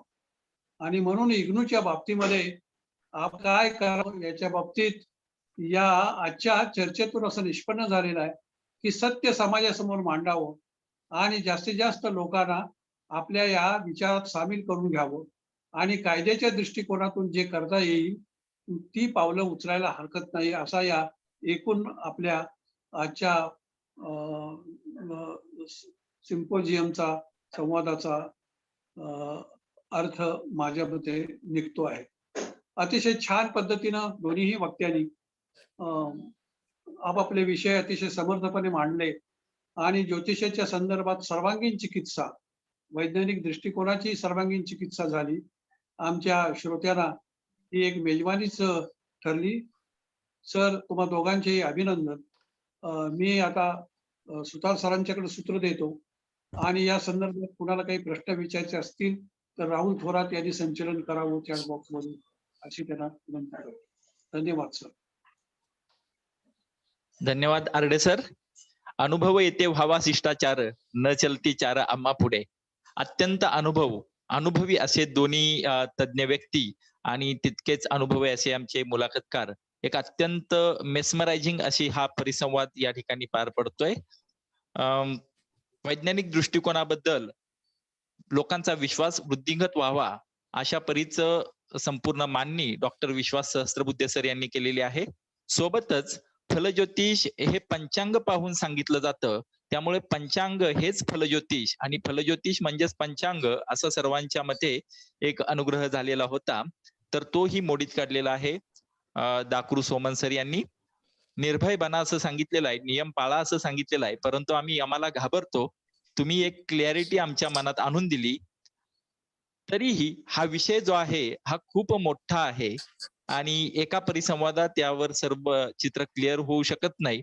त्यामुळं श्रोत्यांच्या मनामध्ये काही कन्फ्युजन असतील, हे कन्फ्युजन ज्यांनी चॅटबॉक्स मध्ये दिलेलं आहे, आपले प्रश्न मांडलेले आहेत, त्या प्रश्नांचं वाचन राहुल थोरात सर यांनी करावं अशी मी त्यांना विनंती करतो. राहुल थोरात सर. धन्यवाद सुतार सर. मी मगापासून प्रश्न बघतोय, पण या सर्व प्रश्नांची उत्तर या दोन श्रोत्यांनी आजच्या या व्याख्यानामध्ये दिलेलीच आहेत. कृपया आपण ती समजावून घ्यावी. तरी काही एकच फक्त वेगळा प्रश्न आहे, तो विचारतो आणि आपला वेळ कमी असल्यामुळं आपण कार्यक्रम पुढे कंटिन्यू करू. एक प्रश्न विचारलाय, तो आहे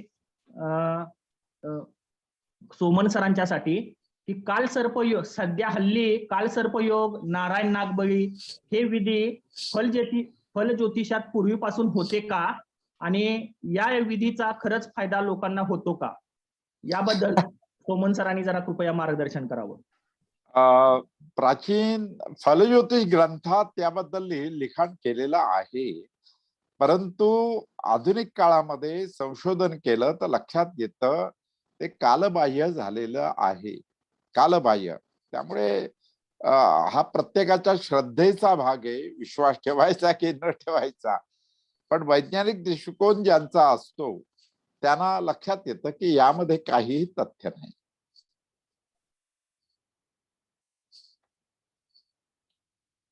धन्यवाद सोमन सर. अत्यंत चांगलं उत्तर आपण दिलं.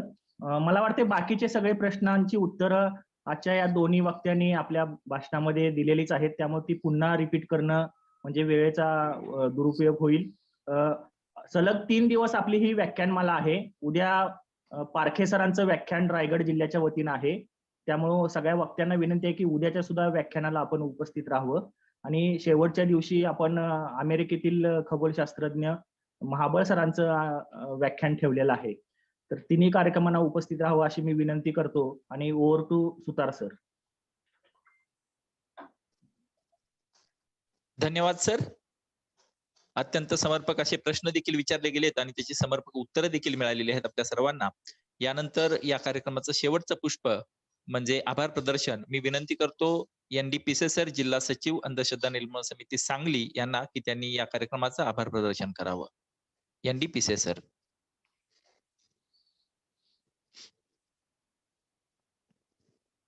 Hello hello. हा सर, येतोय तुमचा आवाज. हा नमस्कार साथीनो. आज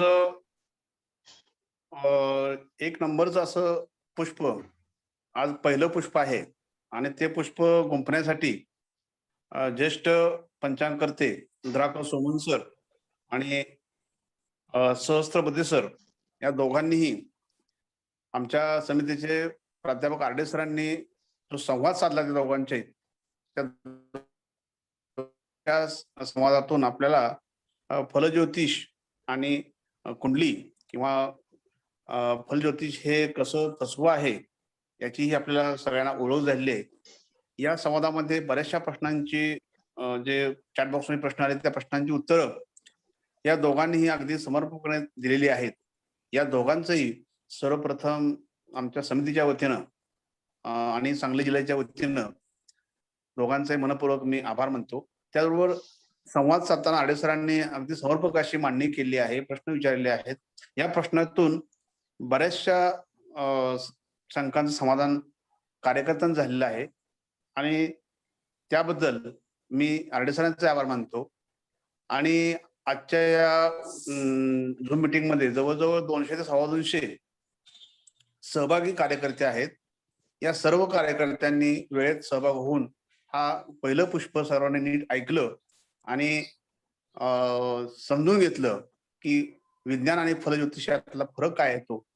आणि त्या सर्व सहभागी साथींचा सुद्धा मी आभार मानतो.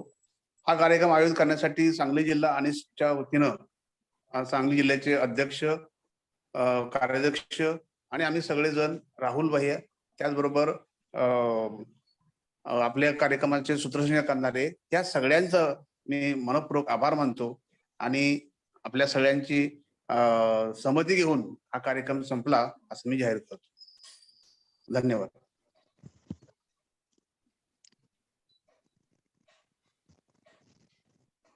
धन्यवाद सर. सुतार सर.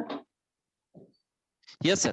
हा, कार्यक्रम संपला असं जाहीर सर्वांच्या करा आणि उद्या सहमतीनं परवाच्या कार्यक्रमाला सगळ्यांनी उपस्थित राहावं असं आवाहन करा. येस. सर्वांच्या सहमतीनं हा कार्यक्रम आता संपन्न होतोय आणि हा कार्यक्रम संपवण्यापूर्वी मी सर्व श्रोत्यांना आवाहन करत परत एकदा की पुढील 3 दिवस हा कार्यक्रम चालणार आहे. पुढील अजून 2 दिवस 2 पुष्प आहेत. तर हे सर्व ऐकण्यासाठी आपण आवर्जून उपस्थित राहावं. परत एकदा सर्वांचे धन्यवाद. कार्यक्रम संपला असं मी जाहीर करतो. ज्यांना अनिस मध्ये काम करायचं आहे त्यांनी कृपया आपला नाव, नंबर द्यावं आणि ज्यांना अंधश्रद्धा निर्मूलन वार्तापत्राचं वर्गणदार व्हायचं आहे त्यांनी सुद्धा आपला नाव आणि नंबर चॅट बॉक्स मध्ये द्यावा. 1-2 मिनिटं फक्त अमोल लिंक सुरू ठेवा. फेसबुक लाईव्ह बंद करू. लोक चॅट बॉक्स मध्ये आपलं नाव आणि नंबर टाकेपर्यंत.